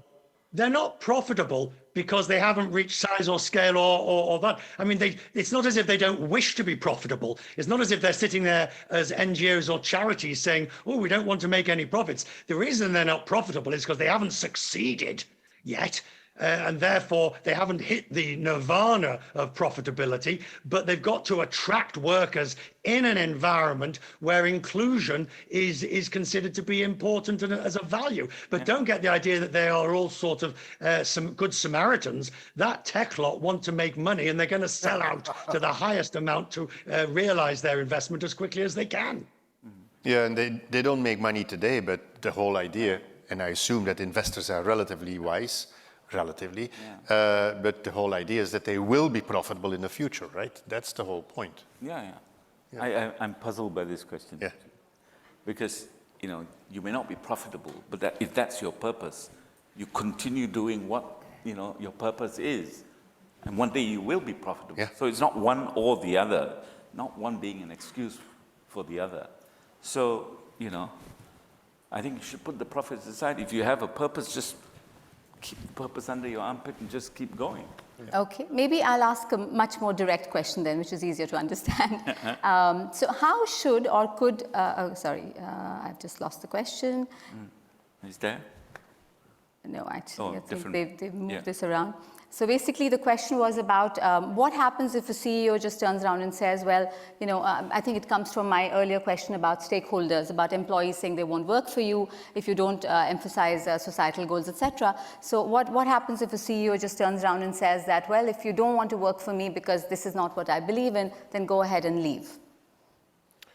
In today's environment, that's not going to do very well, but at the same time, it's extremely unlikely that that's going to maximize shareholder value, if that's the argument, right? Because you're going to lose talent. That's right.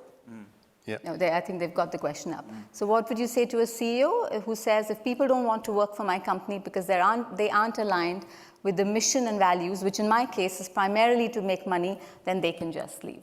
So to the point that you already made, I think. Okay. I would add to that, it is actually the role of a leader to convince people, to convince your teams of your values and assure that they see that you carry those values, that you believe in them, and that you make other people enthusiastic about these values. So I would say, no, if you don't believe in it, you go. I rather would say, I'm going to try to convince you that I have the right values in this organization. Absolutely. And we do have more questions from the audience, but I'm being given signals that we're out of time. So, you know, very interesting to hear views on different sides of this. Clearly not an easy issue to resolve, but at the same time, what is very clear comes through absolutely is that the societal and environmental impact is just too big a stake to let our CEOs have a get out of jail free card on this one. So we'll close this with a big thank you to our panelists and perhaps an ending statement to all the CEOs and business leaders listening out there. A question to you: with the fate of the planet hanging in the balance and the futures of our children and potentially grandchildren hanging out there, if not now, then when? And if not you, then who? Thank you. Yes, thank you. Thank you.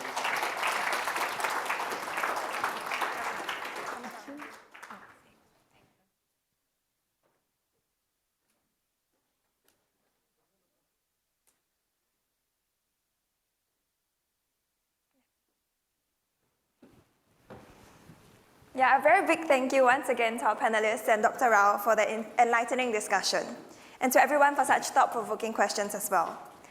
Next up, we have our first launch this afternoon. Almost 6 years after the launch of the Singapore Stewardship Principles for Responsible Investors, also known as the SSP, Singapore is updating the principles to take into account global market developments. This new iteration, called the SSP 2.0, focuses on institutional investors' internal structures and governance, stewardship beyond listed companies, and ESG considerations. I would now like to invite Ms. Abigail Ng, Executive Director and Head of the Markets Policy and Infrastructure Department at the Monetary Authority of Singapore, to launch the SSP 2.0. Ms. Ng, please. Thank you. Thank you, everybody. Good afternoon, all. It is my pleasure to join everyone virtually today at the Stewardship Asia Roundtable 2022. I was listening rapt actually to the earlier panel, the questions about CEOs, who are responsible, if not you, who? And I think, as Robert Swan, the lauded environmentalist and adventurer, said quite famously, the greatest threat to our planet is always the belief that someone else will save it. But today, as we know, ladies and gentlemen, there is no someone else. What we have today is you and I, everyone else in this room. We have to work together on creating a collective better future. So I was thinking this year's roundtable theme is really a timely one, given how the past 2 years have brought to the fore challenges whose impact has really cut across geographies, different groups of people, and I think a generational impact as well. So it ranges from healthcare to climate crises, from widening inequalities, and most recently and top of mind, escalating conflicts. So more than ever, I think there is a need for collective action for a better shared future. So every node within our economy, whether investors, investees, or intermediaries, I think we all have a part to play in driving better decisions, better outcomes, and creating a collective better future.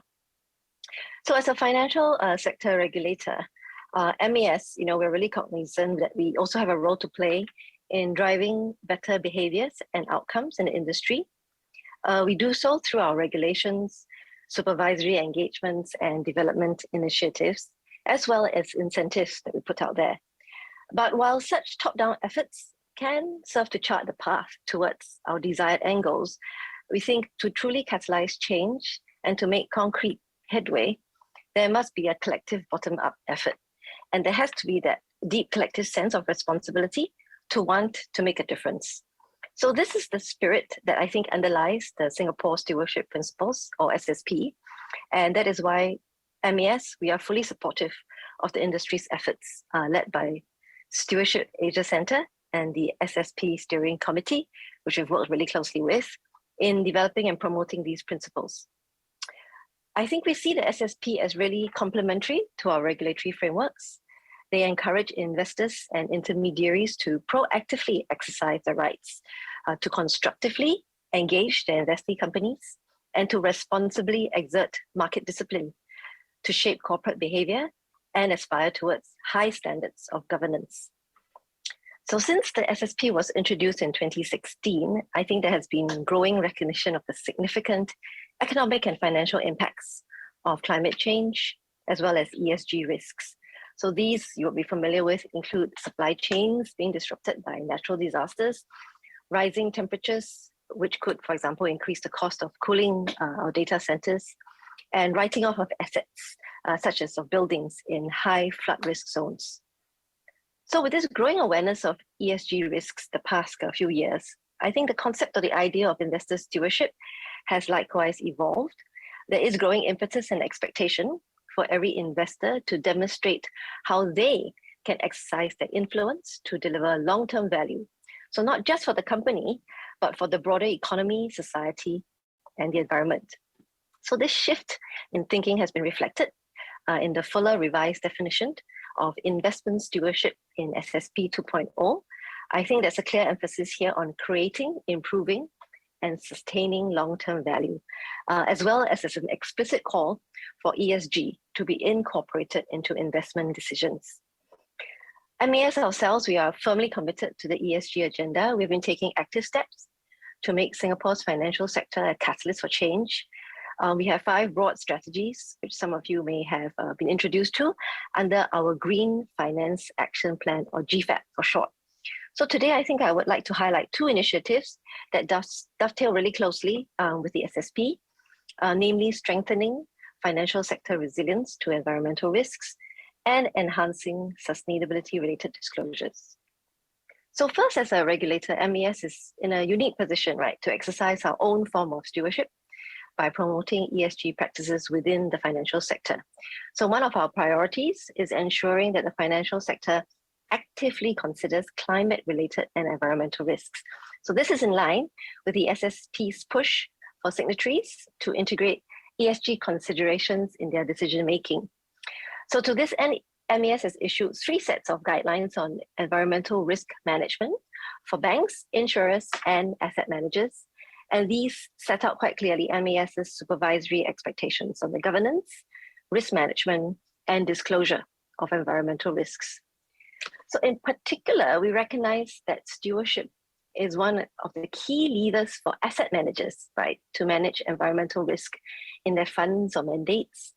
And they have the ability to achieve better long-term performance for their clients. So our ERM guidelines set out quite clear expectations on asset managers to exercise sound stewardship through engagement, proxy voting, and sector collaboration. These, we think, should then feed into the asset manager's decision-making through your research, portfolio construction, and risk management practices. So I think we also expect asset managers to maintain proper documentation to support these engagement efforts and report on stewardship initiatives for greater transparency and accountability. This actually works really well with the SSP's shift towards more outcome-focused reporting on stewardship activities. In this regard, we have seen really encouraging progress. For instance, some asset managers have committed to engaging with portfolio companies with highest emissions weighted by their ownership stake, or with companies that are actually collectively responsible for a certain percentage of owned emissions in the portfolio. We will be sharing more such good practices with the release of our ERM info paper in the coming months. We also complement our domestic efforts with international engagements.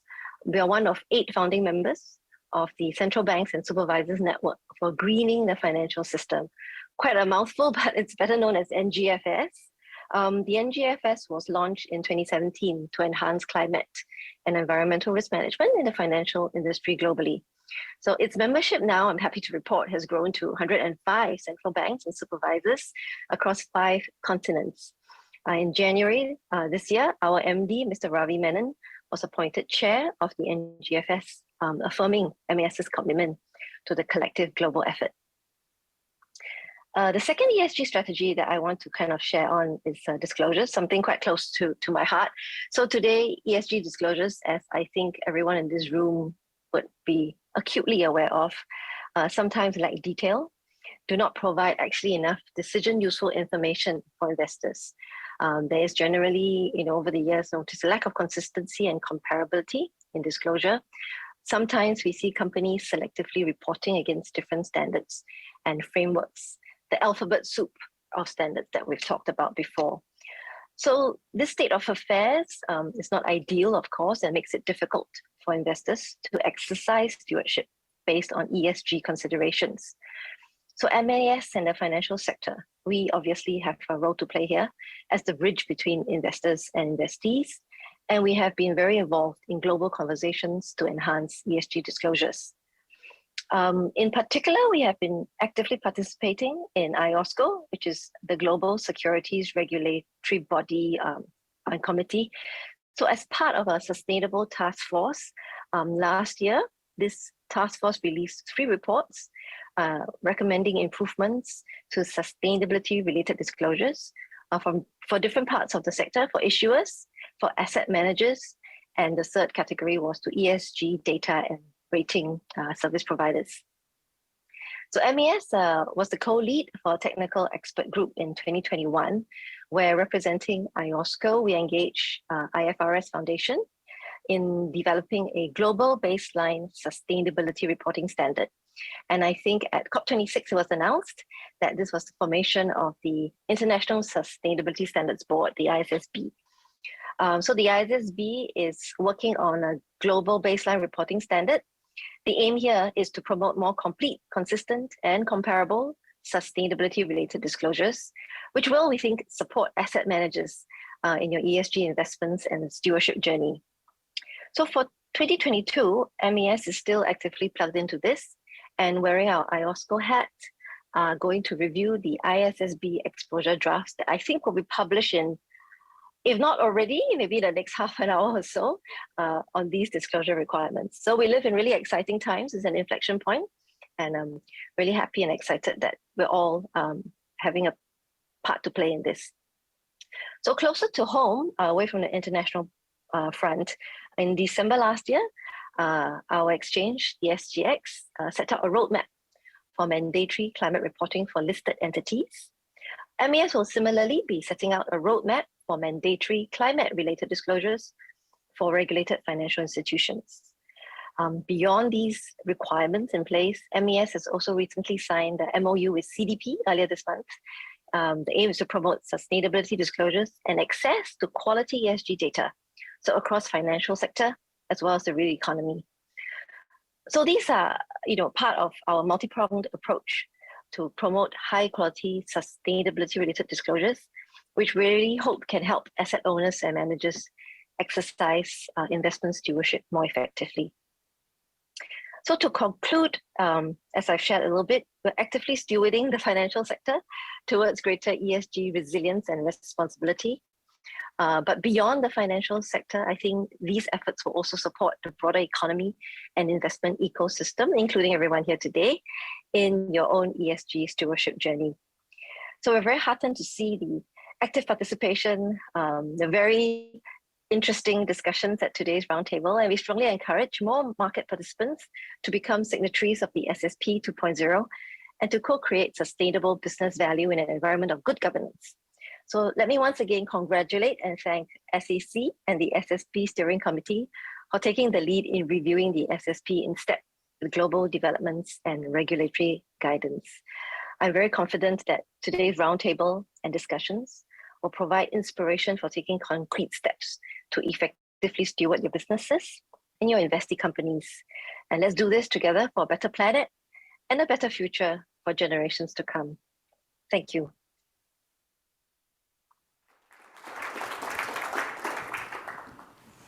Thank you, Ms. Ng. I think we're now all up to speed for the debate on the SSP 2.0. This debate will address the evolving developments around investor stewardship and how we can best encourage responsible behavior. I'll now invite on stage our panelists, Mr. Rene Billman, Mr. Dennis Tan, and Mr. Michael Tang.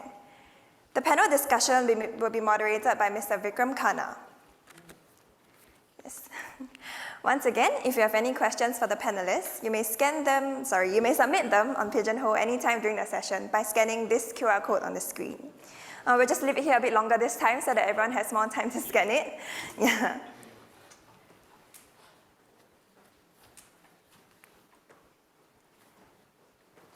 Okay, Mr. Khanna, over to you.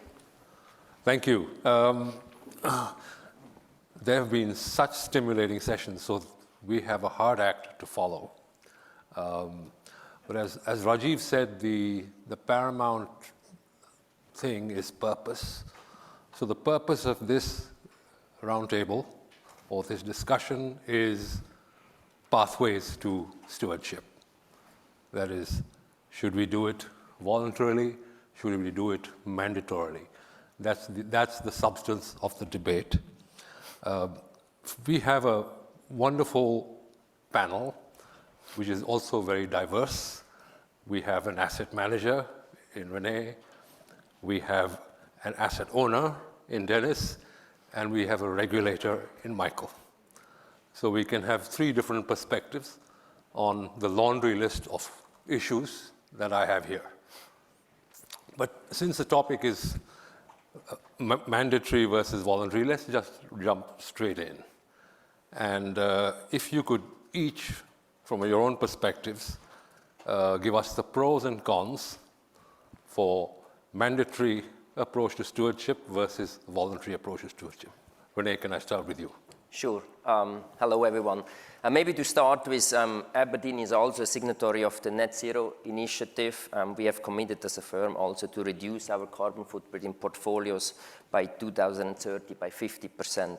And I stress this because to do that is incredibly complicated, because you need to have actually infrastructure in place, you need to have processes, a clear understanding across the organization. What do you want to stand for? How do you measure and how you track it? And I highlight this because if it were mandatory, people will try to make shortcuts, and we have heard this earlier around ticking the box, right? And I just want to share with you a very practical example. So at Aberdeen, we do this since over 30 years around ESG, and yet even today, there are things we need to do better, where we can report better, communicate better. But when we go today to some of our clients, asset owners, and recommend some solutions that are ESG advanced, and we do high level of engagement with our companies, this quick question is, well, is it MSI compliant? And the question is, why is it MSCI compliant? Well, because that is probably the common denominator across an industry where regulators maybe lean towards that we are compliant. So the dialogue is not around, so what are you really doing in your solution and how do you achieve the goal? It's around the fear of that it becomes mandatory and let's first do the tick exercise. So our thinking is probably the approach of Voluntary is the right one because different firms and different asset managers are at different stages. But, and I think that's to Rajiv's point, stewardship leadership is, I believe, not only required, it can also be a differentiator for asset managers and for their clients. Thank you, Rene. And Michael, from a regulator's point of view, we might have a slightly different perspective. Well, what do you think? I thought I would be cheeky and not answer the question directly because I think it is a false dilemma to say that there is but a mandatory way or a voluntary way. And instead of asking this question, I thought the question should be, how do you encourage adoption, which is the end goal that we want? Asset managers, asset owners, exercising stewardship, and adopting the best practices.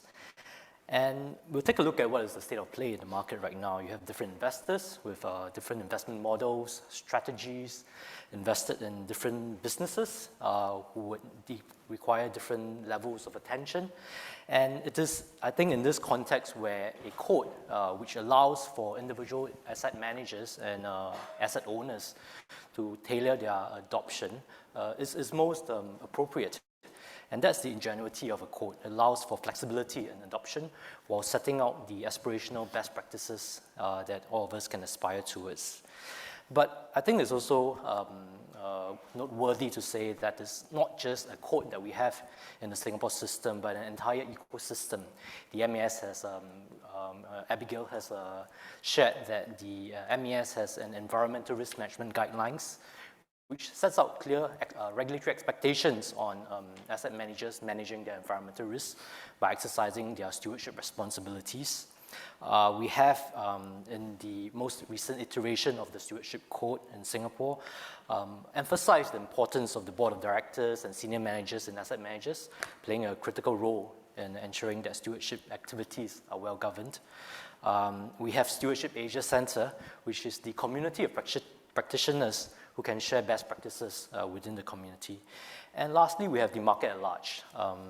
You've also heard that in the latest iteration of the Stewardship Code, we've asked asset managers to demonstrate stewardship outcomes by submitting a report to the market at large, to their beneficiaries. And it is through this disclosure and transparency that the market and beneficiaries are able to exercise oversight over the performance by asset managers.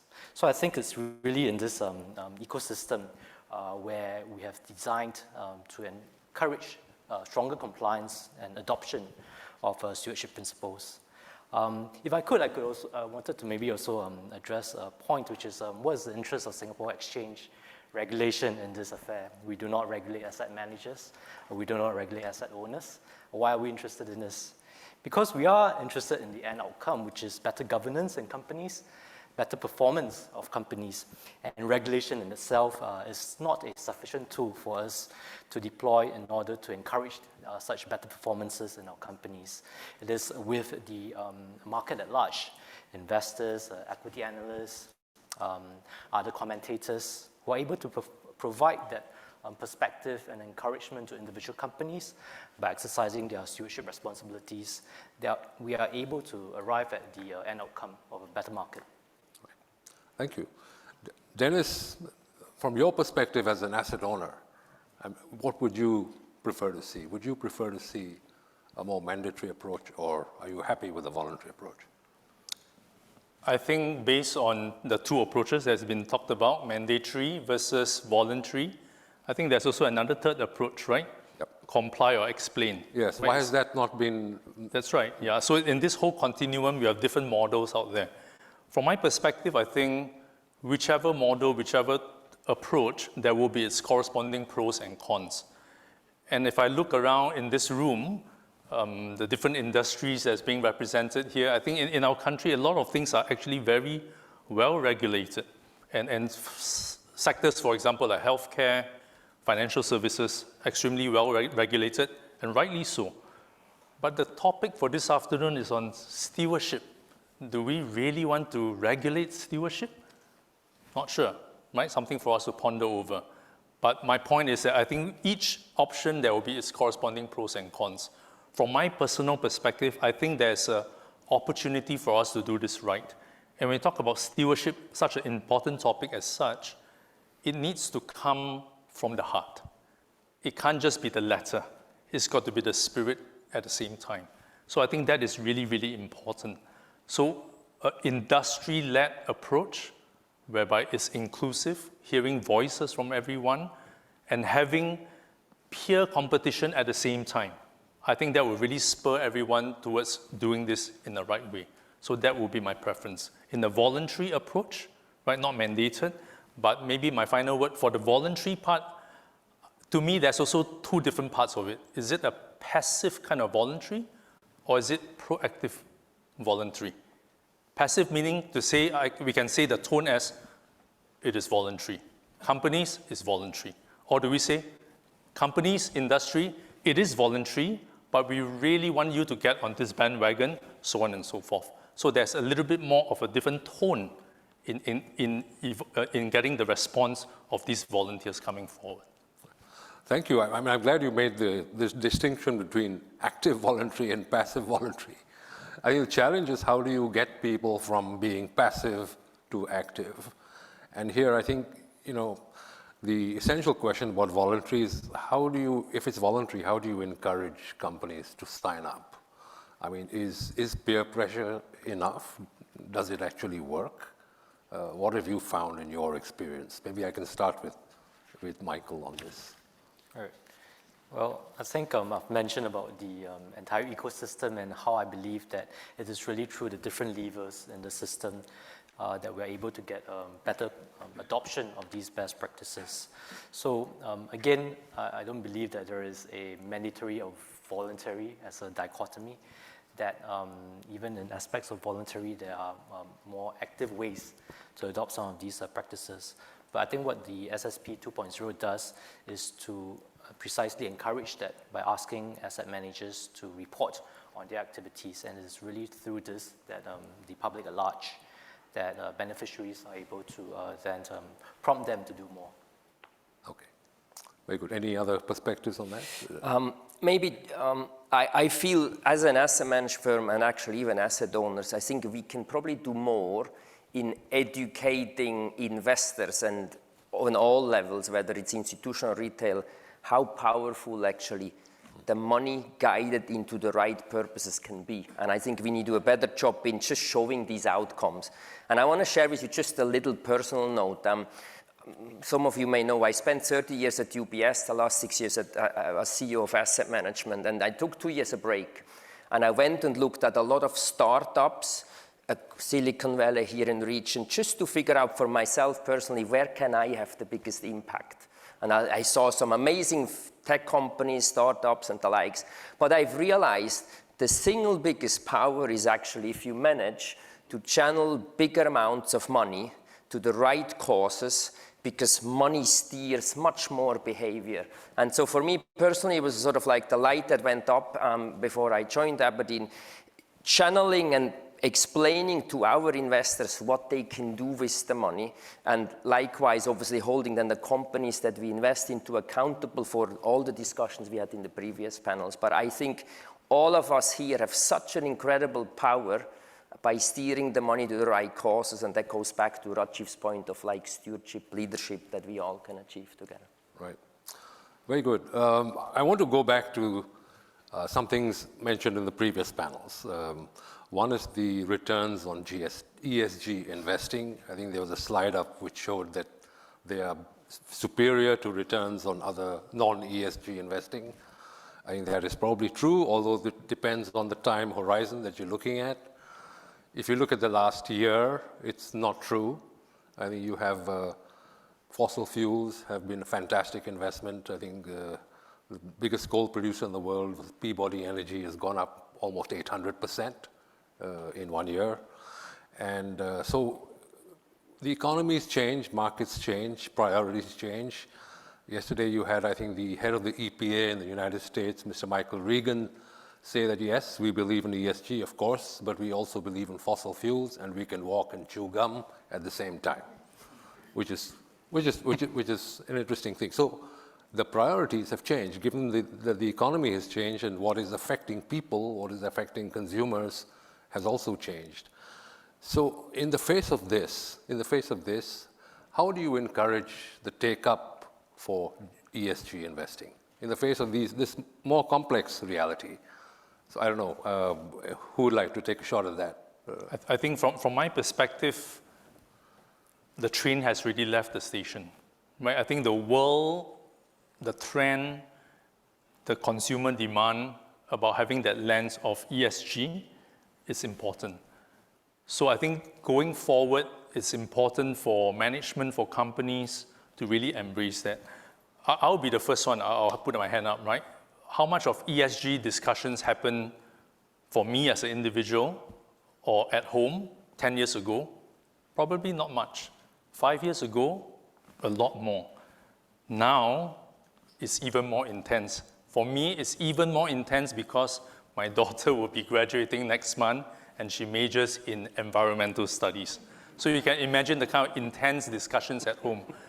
But that aside, it shows you this new generation of people and the consumer thinking, right? So I think that's why to me, the train has left the station.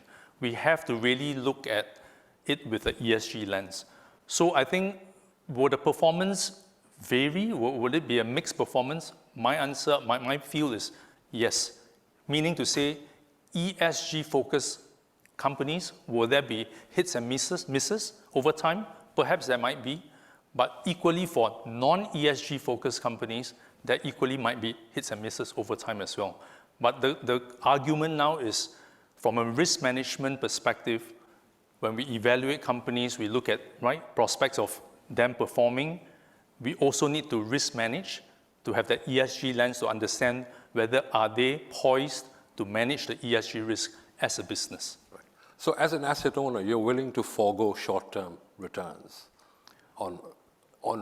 in years where non-ESG investing does very well. You're okay with that?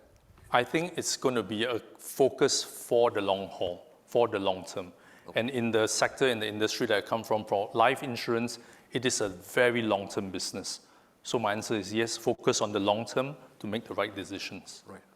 And Renee, you are pulling the trigger on making an investment. So what do you do in a year like this, when you have fossil fuels, stocks going ballistic? A lot of explaining. And that's the honest answer. It's incredible the amount of questions you get. And just to share with you, as a UK-based company, you have that's even closer to Ukraine, right? There is even more questions coming out of Europe around the whole topic. And I think the short-term versus long-term is a very, very interesting one. Just to cite you an example, United Nations Sustainable Development Goal number 16 is around peace and justice and law and the likes. Because of the conflict in the Ukraine and the fighting there, the question seriously comes up, should defense weapon and the weapon industry be again something that fits into sustainable portfolios or not, right? And it is a fair question, but the point I'm trying to make, being on the right side all the time of this trade over the long run is important. Short term is probably noise, right? And so as a firm, we firmly believe ESG creates value over the long term. If we have these blips, we need to explain it. We need to have principles in place as an organization, a logic and a process in place, and then stick to it. And I want to just highlight one point to Dennis's point. Dennis and I met actually a few weeks back for lunch, and I asked him, what are your clients doing in the context of ESG? Are they actually interested in it? And your answer to me was, the younger people, hell yes, they are definitely engaged in it, but the older generation takes a bit more to explain. Right. And your explanations, have they been accepted by your investors? By and large? I mean, there is a lot of defense you have to do and explain it, but I think if you can demonstrate, and this goes back to my initial comment, you need to have ways to explain what you do, why you do it, how you think it has impact, and that's what we as an asset management industry still can do much better. Okay. Very good. Just to go on how far you go in investigating ESG, sorry. What am I saying? Sorry, it's been so much in the news. How far do you go in investigating ESG? How far down the supply chain should you go? Maybe I can ask Michael this as a regulator. There are some companies who go one step down the supply chain to investigate their immediate supplier, but then that supplier has suppliers, and those suppliers also have suppliers. I know there are some companies that go down multiple levels to investigate the ESG practices of suppliers, etc. So how far should you go? And this also refers to the source of funds. So recently it was reported, for example, that I think a lot of the funds that came into asset managers such as BlackRock were routed through shell companies and various banks, and eventually was traced back to Roman Abramovich, who's a Russian oligarch who's being sanctioned. So how far should a company go in investigating the source of investment, as well as how far down the supply chain?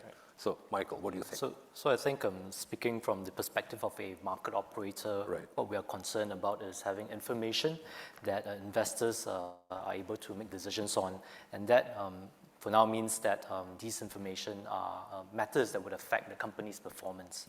So looking at it from this perspective, I think there's a practical aspect to it, which is how much control does a company have down the entire supply chain. Right? Within its immediate supply chain, I think obviously there's some control in terms of choice, in terms of ability to influence. Beyond that, really depends on the size of this particular company and whether or not it has the cachet to be able to also influence down that supply chain. I think in the ideal world, if everyone is managing their immediate supply chain, that's all you need to do, because your suppliers will be managing theirs, and so on and so forth, right? But I think in the interim, before we get to that ideal state, it is really down to whether or not, as a company, I have control and influence over the various layers. Right. Any other panelists would like to add to how far you should go? Yeah, I think I like it that this afternoon we heard a lot about values, principles. We talked about purpose that we heard in the earlier sessions. And I think those are important elements for companies to start thinking about those.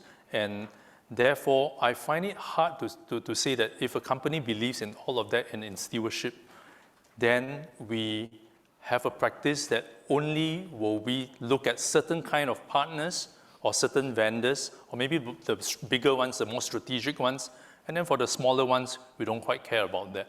So I think it's got to be quite a holistic approach that should be for the long term. Therefore, then the question is, how do we operationalize that, right? So based on the limited resources and all that we have, how can we potentially phase that out? So not necessarily just about source of funds and all that, but for example, the practices, the business continuity of these companies, these vendors, these suppliers, how much of ESG is within their practices. I think that's something that if the company is really passionate about that, we therefore need to embrace that holistically. Then it's just a matter of how do you map it out to make sure that you can potentially operationalize that over time. I would make one point here around active versus passive management, because I do believe when you want to take ESG really serious, you need to go into the value chain of companies and what are the suppliers and where do they operate across. And I certainly can say for us as Aberdeen here in the region, we have a tremendous amount of engagement with the companies, particularly around these topics, that we truly understand what we're investing in, where are the value chains coming. And I do believe that is a bit the risk of too many regulations where people, as I highlighted earlier, to the tick box, and there are some index providers who help you to do that. That gives you the basic layer information. But I think if you really want to understand and be truly, focusing on that, you need to be active in this process. Right. Since you mentioned passive investors, I mean, they have a lot of money in the markets.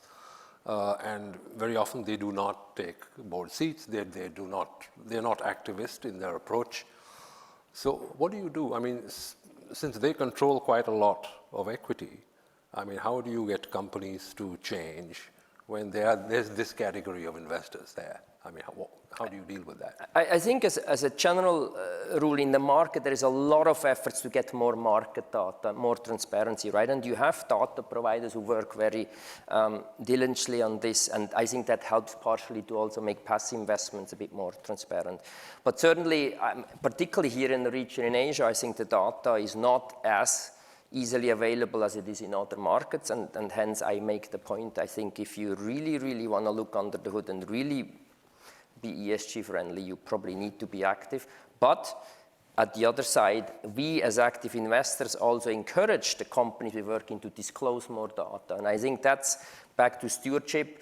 The more companies release, the more they're transparent around what they're doing, how they do it, the more we can institutionalize it again for the larger benefit of investors. Right. Okay. So, Dennis, I wonder at Prudential, who decides what is a sound and sustainable investment? Do you have objective measures or universal norms that you follow? How do you approach this question? So absolutely. I mean, responsible investment is such a big topic and important topic for us, not just here in Singapore, but globally. So within a large MNC like ours, it's really having all the stakeholders and all the different operating units aligned. So starting literally from our head office, from the London board, the senior management, and in terms of the responsible investment policy that guides all of us. And at the operating level, be it regionally or local business units, all of that dovetails very, very clearly into the whole big picture. And I think for us, uniquely also is the perspective of looking at it from two angles, because we are both an asset owner as well as an asset manager, right? Asset owner from the life insurance company point of view, but at the same time, we have our sister company, which is eSpring, so doing all the investment management. So that is closely intertwined based on the responsible investment policy that guides us globally. So I think that the day-to-day interaction between us on the life operation side versus our partners on the investment management side, I've never seen, this is even closer nowadays compared to the past. So I think that whole framework really gels everyone working closely together. Right. Thanks. And Michael, from a regulator's point of view, I mean, how do you decide what is a sustainable investment? What company is worth listing and what company is not worth listing? Who would you admit? Who would you not admit? Is there some criteria where you follow, some rule, some formula, rules, whatever? Right. So firstly, in looking at sustainability, or like I said, main focus is making sure that investors have sufficient information to make investment decisions. And that is really the role of a regulator in a disclosure-based regime like ours, which is to have the disclosure in the market for individual investors to make the decisions. As to, I think, what counts as a sustainable or not, at least in the bond space, I think there is a clear market consensus on what sort of disclosure needs to be put out and what sort of reporting, what sort of projects would count as sustainable. And there are consensus on what are these reporting standards to be applied for that. And in this respect, I think in looking at bond listings, for example, that's definitely something that we are looking at to set a minimum standards based on market consensus on what constitutes sustainable investments. Vis-a-vis, I think, equity investments, really, I think one of the first challenges we have is information and data, and making sure that companies are disclosing sufficiently so that investors can make that decision. And that is our, I think, primary objective now in looking at reporting, and looking at reporting standards, and rolling out a data platform that investors or companies can use. Yep. Renee, any thoughts? How do you, as a asset manager, how do you look? So we have established a so-called central sustainability group. We have established in-house ESG scores, where we use different data providers plus the engagement findings that we make, and we score then every single investment based on the internal house scores, and then construct portfolios out of this. So we believe that, to the point that Michael made earlier, some of the data is not available as easily today, and sometimes, quite frankly, the data you get from the outset does not necessarily always mirror up with what we see when we actually visit the company and look under the hood, right? So we believe our house score helps us on top of it to really make this assessment. But to the earlier point, this is a significant investment as a firm. It requires quite a diligent process. And to help these discussions, we have also launched last year here in the region the Asian Sustainability Institute, where we want to work on 3 elements. One is with the companies we invest, how can we help them to create better transparency on what information would help investors. Second is the investor education. So all the investors educate more what they can do when they invest and how to steer it. And the third one is also work definitely closer with regulators to align globally the requirements so that we have somewhat a consistent approach across the globe, which then will help all investors actually globally to be more confident that what they're investing into is ESG compliant. Right. So let's just look at the bottom-up picture. How much pressure is there from your customers to be ESG or to sign up to stewardship or take stewardship forward or support ESG? Is there really pressure from your insurance policy holders, or in the case of your investment company, your investors? And is it a different story in Asia compared to Europe and the US? Dennis, what do you say? Sure. Like what Renee was talking about a couple of weeks ago when we were having this lunch discussion, this was exactly the question he asked me. Okay. 5 years ago, I think the conversations wouldn't be as robust as today. But today, just in Singapore, for Prudential Singapore, we have 5,000 agents. The 5,000 agents on a daily basis are facing these conversations because there are more and more of these conversations being asked and brought forth by the policyholders as well as members of the public. So it's because of that, that's why over the recent years, we have started to make sure that we train our people, and at the same time, make sure that available products are out there to meet these demands. So for example, ILPs that we have, right, are focused on ESG with an ESG theme. And when those products and solutions are being made available, there's just so much conversations literally on a daily basis. So to answer your question, I think, again, right, 10 years ago, I think we probably wouldn't have seen this, but now, and increasingly, and my personal belief is that this is going to continue. And we have definitely plans to beef this up, to make sure that we continue to meet the increasing demand by the not just the younger ones, right, but everyone. I think this awareness is really happening. And we as a company definitely want to make sure that we have sufficient information and well-trained advisors to be able to take these conversations with everyone. Renee, from your investors, is there any pressure? Or do you need to really educate people? No, I think, so just to share a few stats, European fund flows last year, 80% of flows were in ESG products. So in Europe, that train, unless you're compliant, you're actually going forward not going to sell your solutions going forward. I would think here in Asia, certainly on the institutional side, clients, everybody is looking on how to implement it. I think it becomes what you need to do. And I think the last point that Dennis mentioned, I think in the retail space, that's probably where a bit more education needs to be done and where we can all do a better job in explaining a bit better how they can also contribute to change with their investment. Right.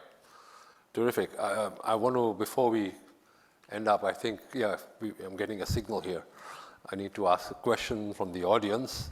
How do you assess the leadership of the companies you're investing in as opposed to ESG? Tomorrow's company, we developed a stewardship scorecard. Do you have anything like that? So it's a question about the leadership. Maybe I could extend it a bit and say the culture of the company. You need a culture of integrity. You need a culture of customer satisfaction, or you need a culture of what, I don't know what, a culture of innovation maybe. So how do you assess leadership and culture in a company? I know it's not, these are not easily quantifiable, but what do you say? I can give you the stat, and I think Dylan showed at the very beginning the Temasek value pyramid there, and that's exactly how we look at companies. Do the firms have a sustainability policy in place? How is it lived? What committees in the organization are part of this discussion? Is it outsourced, insourced? So we literally look at the whole value chain of governance, and then I think this is what I meant earlier before, right? If you go active looking under the hood, you will find actually very quickly whether the company is truly sustainable, focused or not. Okay.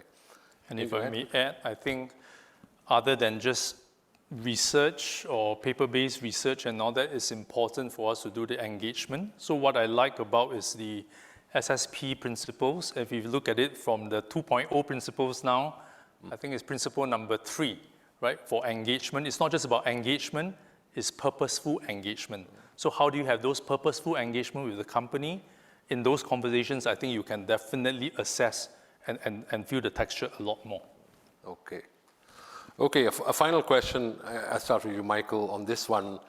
It's the different jurisdictions have different rules and principles on stewardship, and how do we achieve greater harmonization of investment stewardship? And right. Maybe what standards do you hold yourself up to?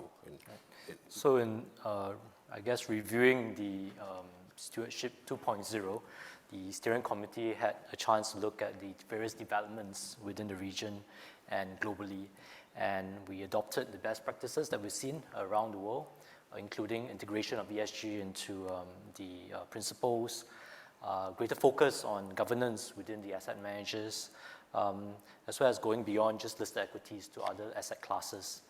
Reporting was another key thing that we've enhanced, and this is really with a view to aligning ourselves with our global standards. So in answer to the question, I think already as a principle, that's where we aspire towards, and that's what is represented in the latest iteration. Very good. Well, thank you, gentlemen. I think we have run out of time, so I have to call it a day for this panel. Thank you very much for a most stimulating discussion. Thank you all. Thank you. Thank you.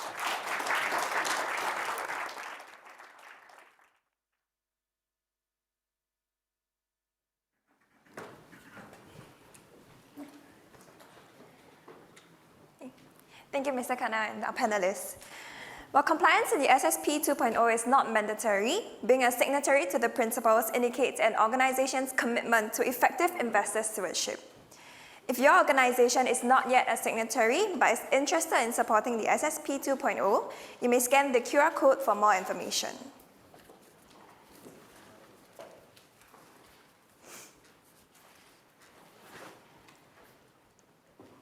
Our next speaker is Mr. Jeremy Schwartz, former chairman and CEO of The Body Shop, who will be joining us virtually from the UK. Mr. Schwartz is a pioneer of competitive and sustainable business practices. He has been the CEO of The Body Shop, Pandora, and Connival PLC. As CEO of The Body Shop, Mr. Schwartz created the groundbreaking and highly successful vegan ranges and persuaded authorities around the world to protect endangered strips of rainforest. Mr. Schwartz has shown that a company can be a force for good and a profitable business at the same time. Before we welcome Mr. Schwartz, I'd like to remind everyone once again that you can submit your questions anytime during the session to Pigeonhole, and selected questions will be answered during the Q&A. Don't worry if you don't manage to scan the QR code now, it will be shown again during the Q&A session during Mr. Schwartz's session later. Okay. So without further ado, please join me in welcoming, for his keynote speech on purpose and values, Mr. Jeremy Schwartz. Hello, everybody, and I'm really delighted to join you. I've greatly enjoyed all the discussions so far, and I want to talk in a very practical way about taking this idea of steward leadership and applying it to real business. And my objective is to share concrete examples that I, as a CEO, have used across my career to demonstrate that this is not just an intellectual idea, but a brilliant concept that can be applied to drive profitable growth, which is why we're all here as well. So let me start with my first slide, and to explain also that I have a premise, which is that the leadership that we've used as CEOs for the last 50, if not 100 years, has served us well, but is now insufficient. And as CEOs, we have a personal obligation to learn some new skills of leadership. I'm calling them the 8 new skills of leadership to unlock high performance. And today I'm just going to share a couple, but I think this is an important point to make in the context of the discussions that we've had. So let's move on to my first slide. In 2018, I was asked to become the CEO of Pandora, the world's largest jewelry company, because unfortunately its shares were in free fall. It had a PE of just 7, essentially a junk bond status, even though it had an EBITDA of 32%, one of the most profitable retailers in the world. Now, on arriving at the company and seeking to uncover the truth of the problem, and with a very short time to turn around the business, what was clear to me was that the company had lost its direction. It had become seduced by other product categories. It had become seduced by using promotions, etc., to drive immediate sales, but had lost its reason for being. And therefore, in an interesting approach by both talking to consumers, talking to employees, I created a new purpose, next slide please, for the business alongside my employees, which was to give a voice to people's loves. Now, just for this debate, it doesn't really matter what it was, but it was a mobilizing idea. An idea that wasn't just about our social and environmental contribution, but was about a fundamental reason that the company should exist. And I'm delighted to say, even surprising myself, next slide please, that this purpose was the driving force that led to a number of actions, including a dramatic focus on e-commerce, a dramatic relaunch of multiple aspects of the business, and contributed fundamentally to increasing the share price, which this line is representing, and an increased shareholder value of $7 billion over just the following 18 months. So I'm sort of resting my case that purpose drives shareholder value, and I've got giving you a very concrete example that I personally led. But I'd like to take a step back and just say, well, what makes a great purpose? Next slide, please. Through this presentation, I'm here to not just tell you my experiences, but to give you a somewhat provocative view that I believe leaders need to embrace now. And my first one is that we should get rid of mission and value statements, because frankly, for most employees, they don't understand them, they can't remember them, and nothing is done with them. As we heard earlier, they end up as just words on the wall. So if you are in the business of creating a mission and you want to have a guide to how to do this effectively, it needs to achieve 3 things. It needs to be meaningful to the company and to the essence. It needs to be actionable by every employee, and it needs to be memorable, because without that, it will end up as words on the wall. Now, next slide, please. One of my most engaging purposes to make this point is that of NASA. In just 3 words, explore the heavens. We are giving every employee over time, in a timeless way, a great North Star compass as to what the purpose of NASA is. Whether it's just sending rockets, whether it's Hubble, whether it's going to the moon or Mars, the purpose of NASA is to explore the heavens. Now, if we have any doubt that purpose adds value, I'm going to make the next proposition to you, that the reason that the 5 most valuable companies in the world or in the American stock market are now all tech, Amazon, Google, Facebook, Microsoft, and Apple, it's interesting to note that they are all highly purpose-driven companies. And just to pick Google's, for example, it is to organize the world's information. What we just note here is that NASA required just 4 words and Google 3 words and Google just 4 to capture every element of their essence and to drive a strategy of shareholder value growth. as a CEO of The Body Shop, which had invented in some ways, we could say, a purpose-driven companies, but had lost its way. In 2013, I sought to reassert a new purpose that could guide us for the future. Next slide, please. And after a visit to the Amazon, actually to be inspired and demoralized, we could say, by what's happening there, I created the purpose with my management team to enrich, not exploit. And I think it is quite interesting that because of the nature of this brand, I wanted to write the word not exploit and publicize that. Because as we've heard with the P&O Ferries example, which by the way, is not an example of the rule, but an outlier, and we should dismiss it and the CEO quickly because they will both quickly be addressed. This really did hold me to account because any NGO, employee or investor could say, is your action true to the purpose of not exploiting? And that's by no means a small commitment as a CEO I was making, but relevant to The Body Shop. Now, because I think we can see that just giving ourselves the confidence for those doubters, and there may be some on the call, I hope not, that a purpose is a powerful tool for shareholder value. Here's another statistic, because I'm also the chairman of Kantar's Sustainability Transformation Practice. Next slide, please. And Kantar is the world's largest consumer tracking company, operating across Asia, America, and Europe, as you know. And this is an interesting study taken from their global database of all brands, and it looks at the performance over the period that we state here, between 2014 and 2018, of those companies that remained in the top 100 on the database of brand shareholder value, and those companies that could answer the question, everything we do is linked to a clear purpose, and all employees are fully engaged with the purpose. And what do we see? That those companies that perform strongly answered that question with more commitment and a greater percent than those that were underperforming. So just another point of data. My third provocative yet engaging and backed up by my experience as a CEO point is on the next chart. Next chart, please. For me, let's not imagine that the word purpose is simply about a journey on the right-hand side of the actions we take from an environmental and social point of view. A purpose is a tool to lead the whole organization, every single function, from finance to operations, from product development to human resources. And in every example, I've had debates or engaged with my CFO, my operations director, and said, you have a personal obligation to ask yourself, how as a CFO can you in your role bring this purpose, which is about the essence of the company, to reality?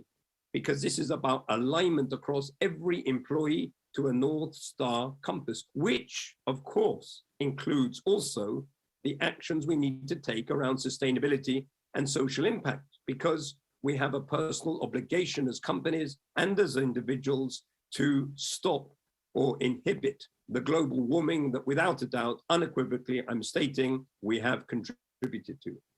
So on the right, you can see that our goal is that every person takes action aligned to the purpose. And a good question is, okay, well, how do you, from a daily leadership point of view, turn this into a reality? And this is my answer. The reason we need something memorable and actionable is because I bring it up in multiple meetings per week and per month. As we sit in a meeting room and discuss a subject or a question or a decision that needs to be made, I refer to the purpose and say, now, if I apply the purpose, giving a voice to everybody's loves, how does that inform us making this general, perhaps quite basic decision? Are we on purpose, or could we even be deliberately going off purpose, and perhaps for a valid reason, as long as that does not become the norm? What happens as a result of this is every employee sees by my behavior and the executive team's behavior that we are living by the purpose on a daily basis. And this isn't an ethereal academic concept that, as we've heard, just stands on the wall. All right, changing tack a little. If we can go to the next slide. One question I've heard debated here and I've experienced myself is, well, you know, what happens about the CEOs or the boards that are just going to ignore this, carry on driving profitability with no particular regard for the social environmental impact? Well, things have changed. And in every business I've been in, and I'm observing through Kantar, we now have a pressure groups, a multiple stakeholder. And I heard an interesting statement earlier on about the different stakeholders, and this is absolutely right. We now as CEOs not only are being pressured by, but we also have to satisfy different stakeholders whose power has grown like never before. And interestingly, in my experience, the investor community are the strongest force. Probably in every board meeting where I am then engaging, and I hear all of the clients at Kantar are engaging with the investor community, they are demanding to see the ESG commitments and actions. If it's not them, it will be governments. Now, governments have been weak, and frankly, I felt myself that it's companies that are going to save the world from a climate crisis, not governments, because they lack the backbone to do what's required. However, that's changing. It's changing because the pandemic has forced them to ask the question, how can they recover the lost investments and loans that they've made? And one natural place is to look towards companies and to find out ways to find them for waste creation or for power utilization. And now we see that a war, which none of us expected, is creating unexpected consequences in regard to the move to green. And there will be further disruptions like this coming, which will make regulators force the agenda to happen more quickly. And then we have employees, as we've heard, the young generation and others who are looking for purpose-led companies making a difference, not only internally with customers, but from an environmental, social point of view. And finally, we have protesters. And of course, there are our competitors, because we don't live in an isolated world, and there may be CEOs in other companies, our competitors, who take a bold action, and that can leave you behind. So my premise is CEOs can either show leadership or will be pushed to act or pushed out. Now, a change of tack. I'm actually highly impressed by the concepts I've seen today and we've discussed, and I thought it would be useful, therefore, to actually take the 4 values that we've been shown and take 3 of them and demonstrate again that these aren't academic ideas, but they have true value. Because looking back on my career, I've actually followed them and have got some quite interesting long-term examples to share with you to demonstrate that this isn't even multi-generational. This is within the lifetime of myself that these ideas have validity. And I thought that would be helpful for all of us. So here are 2. Let's start. Next slide, please. So back actually in 2002, I was asked to join the Sainsbury's, a supermarket company from the Coca-Cola company where I've been working, and to help them revive their business, which had been, as you can see again, I'm showing the share price of the company, sort of drifting downwards as competition had increased. Again, I needed to create a purpose, but also a bit more of a mobilizing call to action. And my mobilizing call to action was to make Sainsbury's great again. And I hope you noticed that Trump obviously stole his line, make America great again, from the work I had done in Sainsbury's. That is a joke, of course. Now, in fact, I had actually engaged Clinton's political strategist to help me with this turnaround and actually to imagine how we could get Sainsbury's voted back in by the consumers. You can see when we launched the new initiative, and that increase in share price over the following 3 years is equivalent to £6 billion of incremental shareholder value created by these initiatives. Now, there was a bunch of initiatives.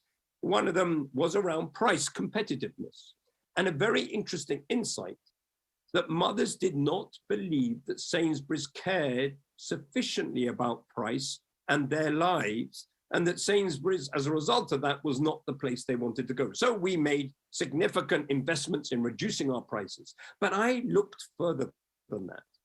Because I'd engaged Clinton's political strategist, we were interested to discover that we could make a gesture towards mums to solve a problem in their lives. And the problem was that their children were becoming more obese, because in British schools, the application of sports and exercise had been reduced because teachers were less trained and it had become not very politically correct to be competitive.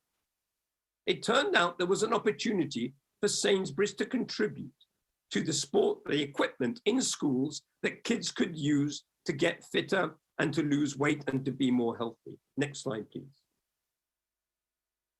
And so I invented something along with my team called Active Kids. And this was a program that every time a consumer spent money in the supermarket, we gave them a coupon. And they could collect coupons individually and as mums in the school, and then through those be able to buy equipment for schools. And you can see a rather strange parachute here, which is a way for kids to get fit by lifting up and down the parachute, not running, not jumping, but a different type of activity. And for many years, this was run as an annual piece of activity by Sainsbury's. Now, the point that I want to make here is, in these sorts of initiatives, like in any product of any company, things can start as small acorns, and it's hard to anticipate where they might lead, but lead they will to interesting things. And that is why creative resilience as one of the values is rather amazing, and I would applaud it. So what happened in 2012-13, next slide, please, is that actually Sainsbury's decided to sponsor the Olympics that were being held in the UK to actually sponsor the Paralympics. Now, never before had a supermarket sponsored the Olympics or the Paralympics worldwide. And so this was a first. And through that action, Sainsbury's again got credit. So the first credit was the share price increase you saw as a result of the multiple activities, including the social commitment of Active Kids. And now the brand was being elevated again through connecting with the Paralympics. But it didn't stop there. This idea was nurtured further. And next slide, please. We see over the period of 2012 to 2016 that now actually Sainsbury's became the champion of actually inter-schools competition. And you can see here we've got David Beckham, and now all sorts of kids participating like never before in activities sponsored by Sainsbury's. And at the beginning, I never imagined that that could be the unintended or intended consequence. But it doesn't stop there. The world is changing, and Sainsbury's has been able to adapt this idea to stay relevant and to stay competitive. Next slide, please. Because in a world of inclusion, which we may agree with or disagree with, Sainsbury's has been able to adapt the core concept of active kids to say inclusion for all. And so what we can see in this example is the idea of creative resilience can lead to value creation year after year if you commit to it, stick with it, and evolve it with trends. Right, let's take another one of the values that have been shared. Next slide, please, and look at the concept of interdependence. Now, next slide, please. As the CEO of The Body Shop, back in 2013, I was trying to think about the future and what might be the future issue that I could assign to The Body Shop and sort of take ownership to. And as I researched actually a lot in Asia, and I've spent a lot of time in Asia, I discovered that biodiversity was a subject that could be talked about, that we could perhaps sort of own or at least be a first mover advantage. And a little fact, there are 11 biodiversity hotspots in the world. They account for 0.2% of the landmass and 50% of all the animals and insects and plants on the planet. And it just so happens that in Asia, Malaysia, in Indonesia, Singapore, Vietnam, you have some of the most precious hotspots. So back in 2015, I wrote our sustainability commitments, as I'm sure many of us do, and I put one down here for you just to note, and I'm just going to read it out. I have to put my glasses on. And at that time, I said by 2020, which by the way, I know that the company has achieved, we will build an idea that we created called biobridges, which would protect and regenerate 76 million acres or meters, of habitat, helping communities and animals live in sustainable ways. Now, a biobridge was an idea when I went to the Amazon. I saw that as these people were cutting down forests, and when I went to Borneo too, we were left with little islands of rich forests in which animals and insects and so on live, and they were separated by either palm fields or just desolated areas. And I thought if we could grow a bridge of trees across it, perhaps we could allow animals and communities to prosper and connect. Now, what I just want to give you as a subpoint is the ability to create global initiatives which have local elasticity and relevance creates this concept of interdependence.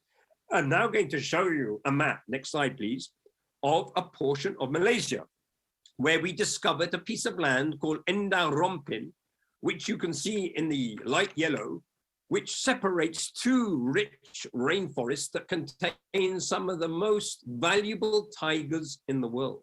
What we discovered is the tigers have to move between the northern green area you can see and the southern green area as part of their migration, and poachers sit in the area in between and kill them or poach them, or that they can't move across. So we decided to take our global initiative and work out how we could protect this land, and got a generous gift by the government for some of this land to the franchise owner of the body shop in Malaysia.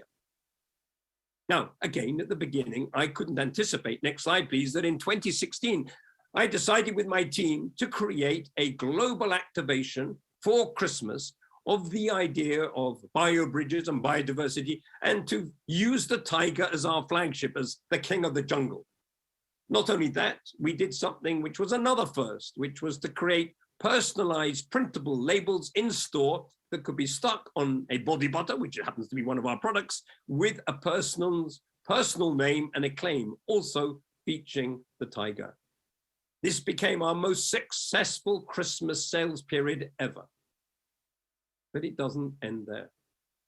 Because the franchisee of the body shop in Malaysia, next slide please, in 2019 launched another initiative, which was actually to raise the funds to get 2,000 Malaysian soldiers to actually walk through that area and protect it from poachers that I believe were coming from other countries to take those tigers.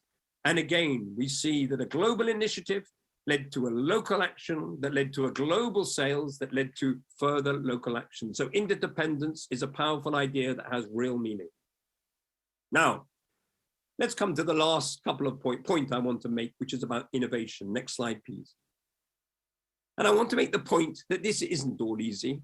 In every company, we have saboteurs, people, unfortunately, within the teams who will actually go out of their way to stop a CEO, to stop a leader, to stop things necessarily happening. Now, sometimes this is on purpose, and sometimes it's because of fear that still exists. Because many of us, many of you, many leaders, many employees are still fearful of these significant new initiatives we need to take to save the planet. So we have 80 million plastic pots in the body shop that go out to the market every year. Next slide, please. And I discovered in Brazil that actually we could take the leaves of sugarcane that were being burnt when the sugarcane was extracted, and a company in Brazil was making pots from these leaves, completely biodiverse, completely recyclable, and biodegradable. So I asked the team to invent a new pot that could replace all our 80 million pots and be a market leader, a huge gesture, a reinvention of the cosmetics market.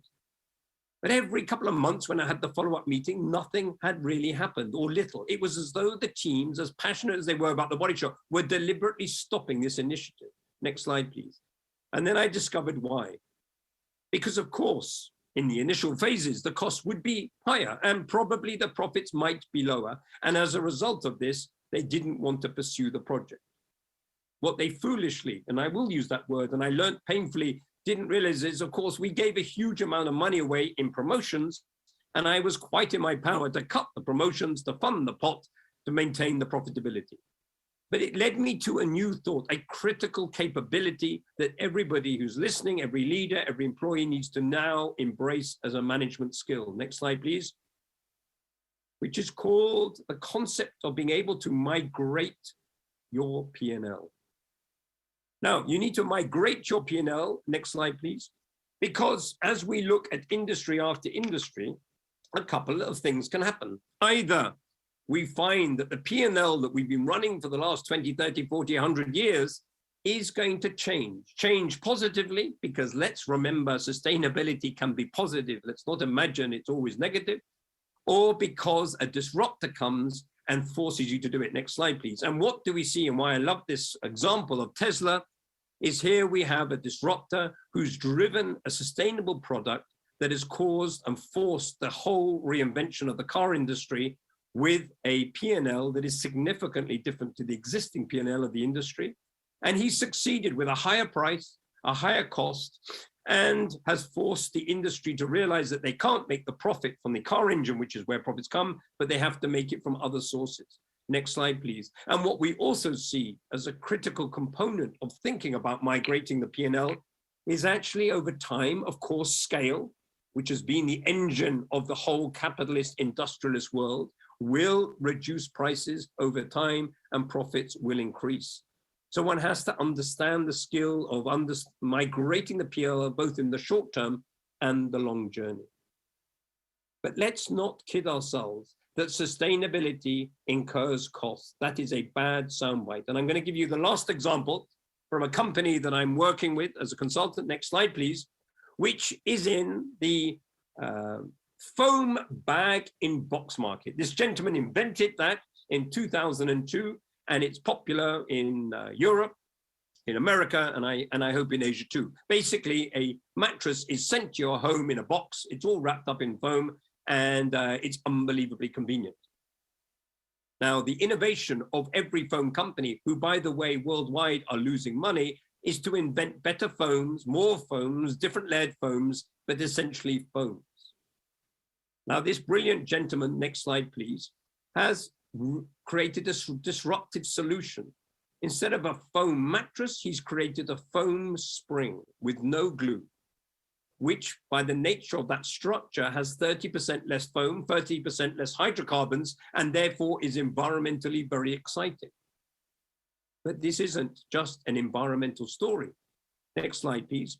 Because what he's been able to do is invent the first personalized mattress where each spring can be personalized to your body shape and weight, and therefore give you a superior sleeping experience. And consumer research shows a 30% increase in customer satisfaction. But it doesn't stop there.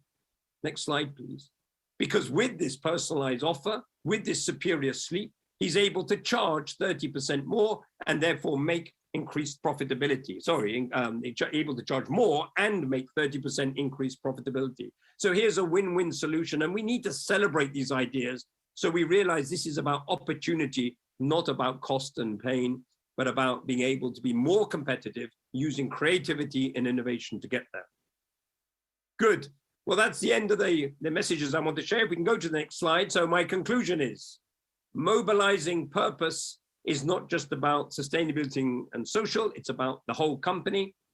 It's about creative resilience, a brilliant concept, and it's about interdependence, another one too. And finally, we've all got to learn to think about profitable innovation and migrating the P&L as a leadership skill. Thank you very much.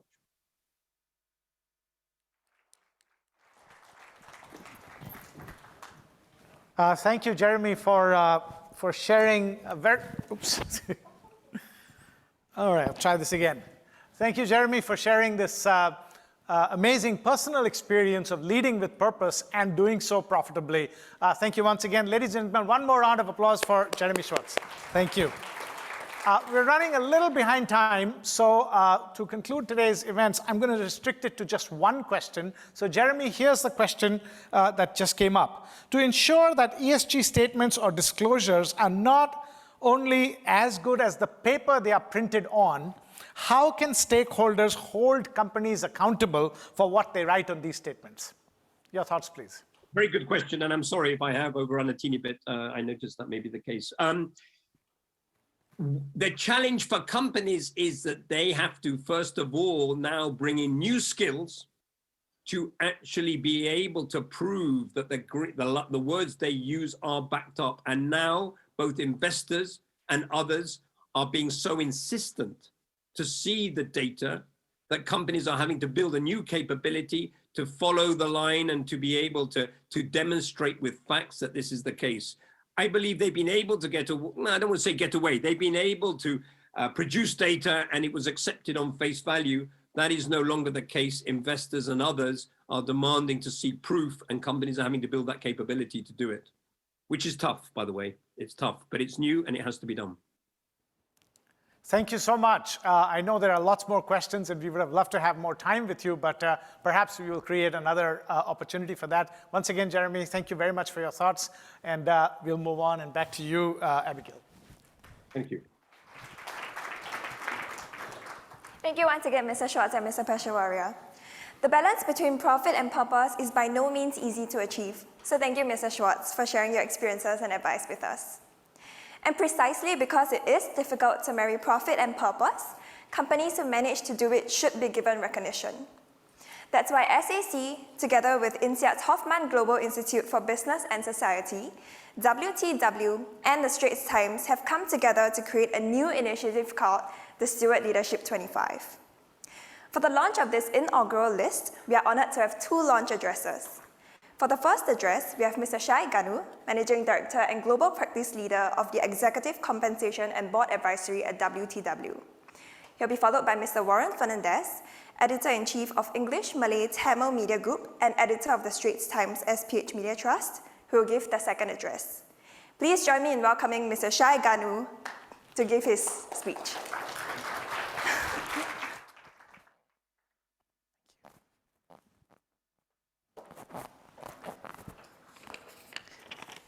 Good afternoon, ladies and gentlemen. What a fascinating afternoon, and I'm sure we've all learned a lot. So first of all, thank you for joining us for today's launch ceremony of SL25. WTW, or Willis Towers Watson as we were formerly called, is proud to be associated with this very important initiative so that we can celebrate exemplary companies and their leaders. Increasingly, investors, consumers, and employees are all demanding that boards and management teams should be more effective long-term stewards of the assets entrusted to them and the constituents they serve. As a leading global advisory, broking, and solutions company, at WTW, we have seen firsthand that within successful companies, this commitment starts right at the top, with leaders' belief that companies are responsible for all stakeholders, may they be shareholders, customers, employees, the communities, and the environment. Progressive companies embed sustainability priorities as a core part of their business strategies, not solely out of the goodness of their hearts, but because it makes good business sense. As long-held notions of shareholder primacy and profit maximization are being challenged, companies and their leaders need to strike the right balance and safeguard interests of all stakeholders. Stewardship is therefore the creation of value by integrating the needs of all constituents, society at large, future generations, and of course the environment. Steward leaders are responsible for preserving and enhancing value to create a collective better future. They must also establish a culture of workforce dignity that drives physical and psychological safety, which in turn inspires people to bring their true selves to work and perform at their best. Progressive companies have moved past the moral imperative and are focusing on the tangible business benefits, financial and non-financial benefits of a coherent ESG strategy. The need is now for an evolved and different model of leadership and governance. And that's the role Steward Leadership and SL25 plays. In this context, WTW is proud to be associated with the other partners with the launch of SL25 so that we can help shine the spotlight on exemplary companies across various industries of different sizes and of different company types. We hope that SL25 might inspire others and help raise the collective consciousness of the business communities within Asia Pacific. I'll also invite Warren to share some of his thoughts. Warren?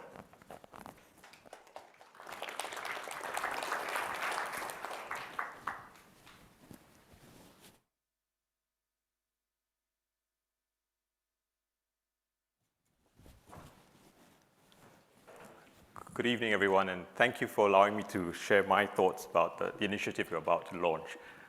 For some reason, I've been given the dubious honor of being your final speaker in a very full and rich program. And the only reason I can fathom is that editors tend to know when a story needs to be cut short and wrap it up.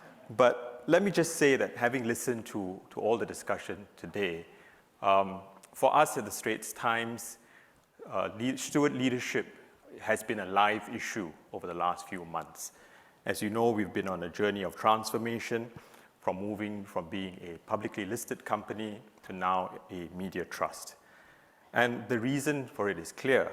It was because we knew that the time had come for us to refocus on our core purpose.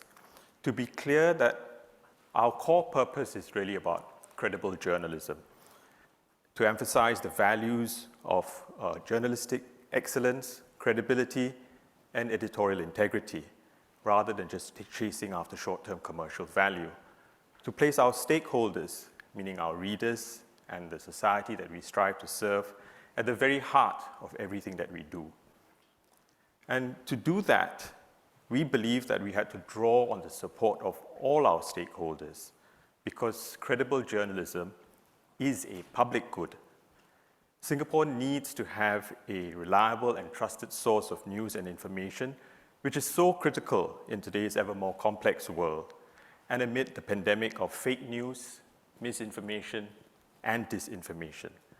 And we felt that this cannot be a task that's just left to the vagaries of the market or the commercial imperatives of a listed company or the whims of some wealthy billionaire. It has to be a shared goal of all of us to safeguard and, yes, to steward. So that was the rationale for setting up the SPH Media Trust. But it was also why we at the Straits Times so readily agreed when we were asked to be part of this new initiative, the Steward Leadership 25 initiative, or SL25 for short, because in this country we all love acronyms. My colleagues and before me have explained what they will do as part of this initiative. For us at the Straits Times, it's very clear. We will do what we do best, which is simply tell stories. We plan to seek out and tell the stories of organizations that are living examples of stewardship at work, fostering a better world for all of us. So starting this November, we will publish an annual Steward Leadership 25, or SL25, which will be a list celebrating the best companies in Asia that make steward leadership come alive. Now, to make this SL25 list, organizations must show a clear commitment and resolve to putting steward leadership into action. We will showcase the work of SL25 companies on the platforms and pages of the Straits Times. And we will tell their stories in the hope of inspiring others to do likewise. So this evening, I'd like to invite all of you to consider nominating your organization for the inaugural list to be published in November, and the details of how to do so will be shared later. The focus of our SL25 efforts and stories will be on good stewardship. But beyond that, we also plan to continue highlighting what happens in the absence of good leadership and good steward leadership. Now, many of you would have read in recent days reports in our pages of how some companies have neglected safety standards at workplaces or compromised the mental and physical well-being of their staff with unfortunate results. Now, by shining a light on such examples and such cases, we help to remind everybody why these things matter and the role that good leadership plays in delivering on them. Steward leadership is also critical at the national level. In recent times, all of us have witnessed how so many stakeholders came together to help steer Singapore through the perils of a pandemic, and we are rightly grateful to all our frontline fighters against COVID-19. And this is why my colleagues and I at the Straits Times were happy to tell their stories in the book In This Together, and now the new podcast series, which I'd like to commend to you. Today, more than ever, we also need steward leadership at the global level. With the ongoing pandemic, the climate crisis, and alas, the most unfortunate war now raging in the Ukraine. All of this make it too plain why we need steward leadership. So again, my colleagues and I will tell those stories and make the point about the importance of good global governance in order to further understanding about these issues. So that is what we hope to do. That's what we will do to contribute towards promoting steward leadership in Singapore and our part of the world. And it is why we are so happy to be part of the launch of the SL25 initiative this evening. So without further ado, let me just join my colleagues in presenting to you a short video, because these days content is all about being visual and video, so we've got a video prepared for you, which will launch the SL25 initiative. Please enjoy. Thank you.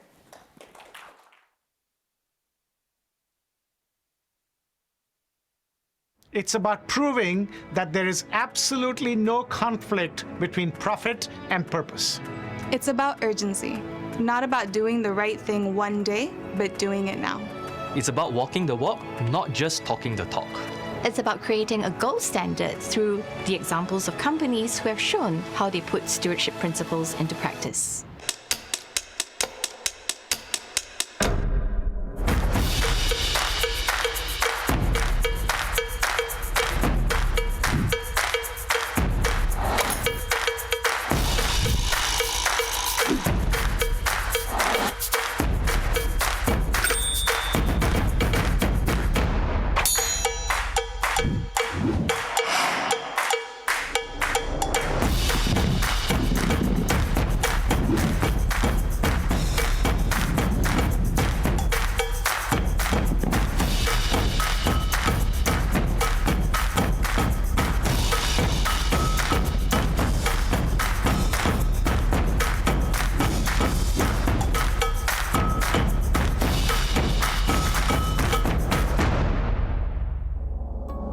Steward leadership is the genuine desire and persistence to create a collective better future.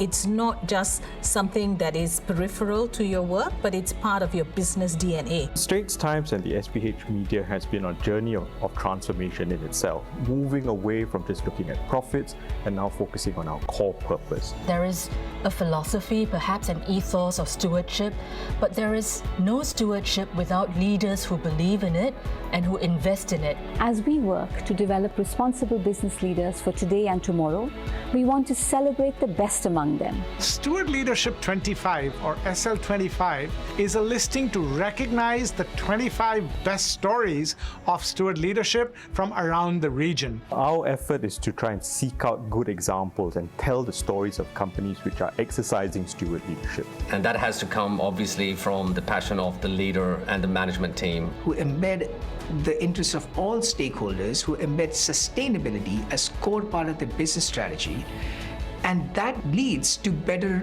business performance and results. So if you think about the journey from philosophy and ethos all the way to outcomes, I'd be looking for everything in between. This first 25 will be trailblazers. We look forward to hearing your story. Please send your submissions today. To show that business can be a force for good, and doing good is good business.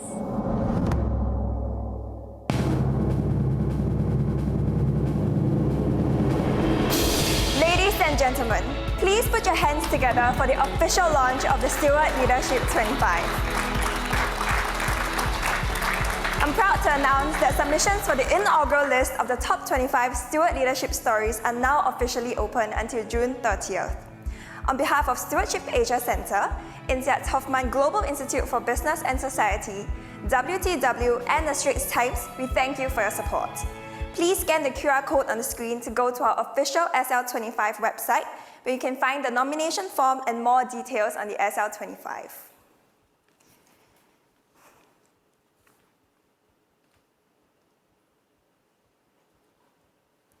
Now, for our final segment, please join me in welcoming Professor Anup de Meyer, Chairman of Stewardship Asia Centre, to give us his closing remarks. Professor de Meyer, please.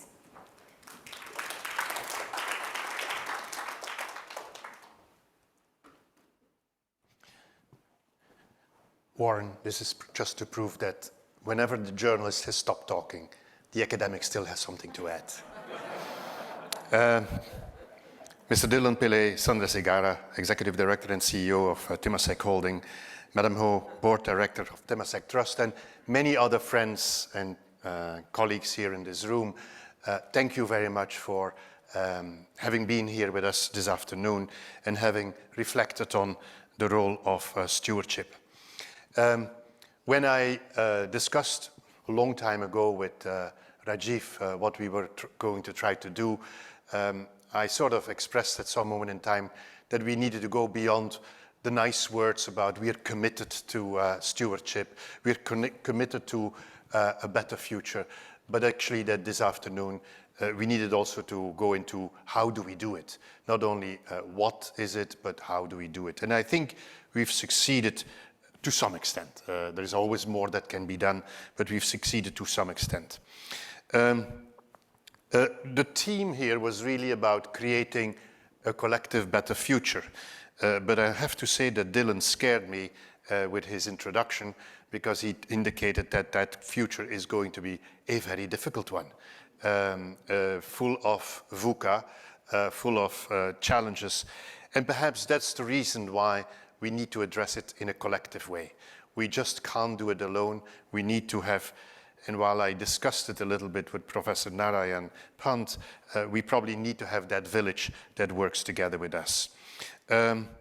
I also appreciated very much that Dylan pointed out the role of the board, because that was a theme that came throughout the whole afternoon, that it is actually a collective responsibility of boards to keep CEOs, keep the company accountable for their behavior in terms of ESG, stewardship, etc. Stewardship Asia Center itself has actually developed a number of activities and insights, and Rajiv has been talking about it this afternoon. But I would say that the compass that we have developed is one that has been particularly successful and useful to myself even in the boards in which I'm working, to help us think about how do we actually address this issue of sustainability, good governance, and stewardship. In other words, taking care of our resources so that we can hand them over in good shape to the next generation. In the panel in which I took part, I basically picked up that very important element of measurement. It came back a few times in different ways, that accountability can only be true accountability on condition that we have ways of measuring it. And that measurement is perhaps more an art than a science, as was mentioned several times, but art can be translated back into science at some moment in time. We just have to work on it, and perhaps that is an objective for the Stewardship Asia Center, to come up with ideas how we can better measure this whole area of stewardship. Measurement also goes together with commitments of implementation, and I thought that the discussion around the stewardship principles that we had and the launch of Stewardship Principles 2.0 were very relevant to reflect on how we can actually implement good stewardship. And then, of course, I enjoyed very much the 8 new skills that leaders have to develop, and I was very pleased that they were very much aligned with what we have been doing in the Stewardship Asia Center. I do hope that many of you will apply, will nominate themselves for SL25. This is one of the ideas we developed in Stewardship Asia Center with Rajiv and the board, that actually we need to document better what good companies are doing, not necessarily what they have already achieved, but what the process is through which they go, how do they improve themselves in terms of stewardship, stewardship and taking care of the resources that they have under their remit. So I hope to see many of you applying for SL25, so that, Warren, you have good stories to tell in the media about what has been happening in this part of the world. When we designed this afternoon, we also discussed, Rajiv and I, that it had to be efficient and dense. You people don't have that much time. I hope that we achieved in bringing you an interesting 3-hour afternoon where we reflect really on how to implement stewardship, how to take better care of the resources that we use in our organizations, take better care so that we can hand them over even in a better shape than we got them to the next generation. Thank you very much for your presence here, your commitment. Thank you very much if you nominate yourself for SL25, and I hope to see you soon on other occasions and other events organized by Stewardship Asia Center. Thank you.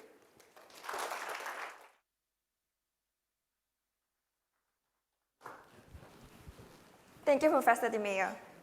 Now, as mentioned at the start of the program, we will appreciate everyone's feedback, including those who have joined us virtually. So please help us by filling up the short feedback form in Pigeonhole. There are just 5 questions, but they'll go a long way in helping us to improve our content and program so that we can bring you even better events.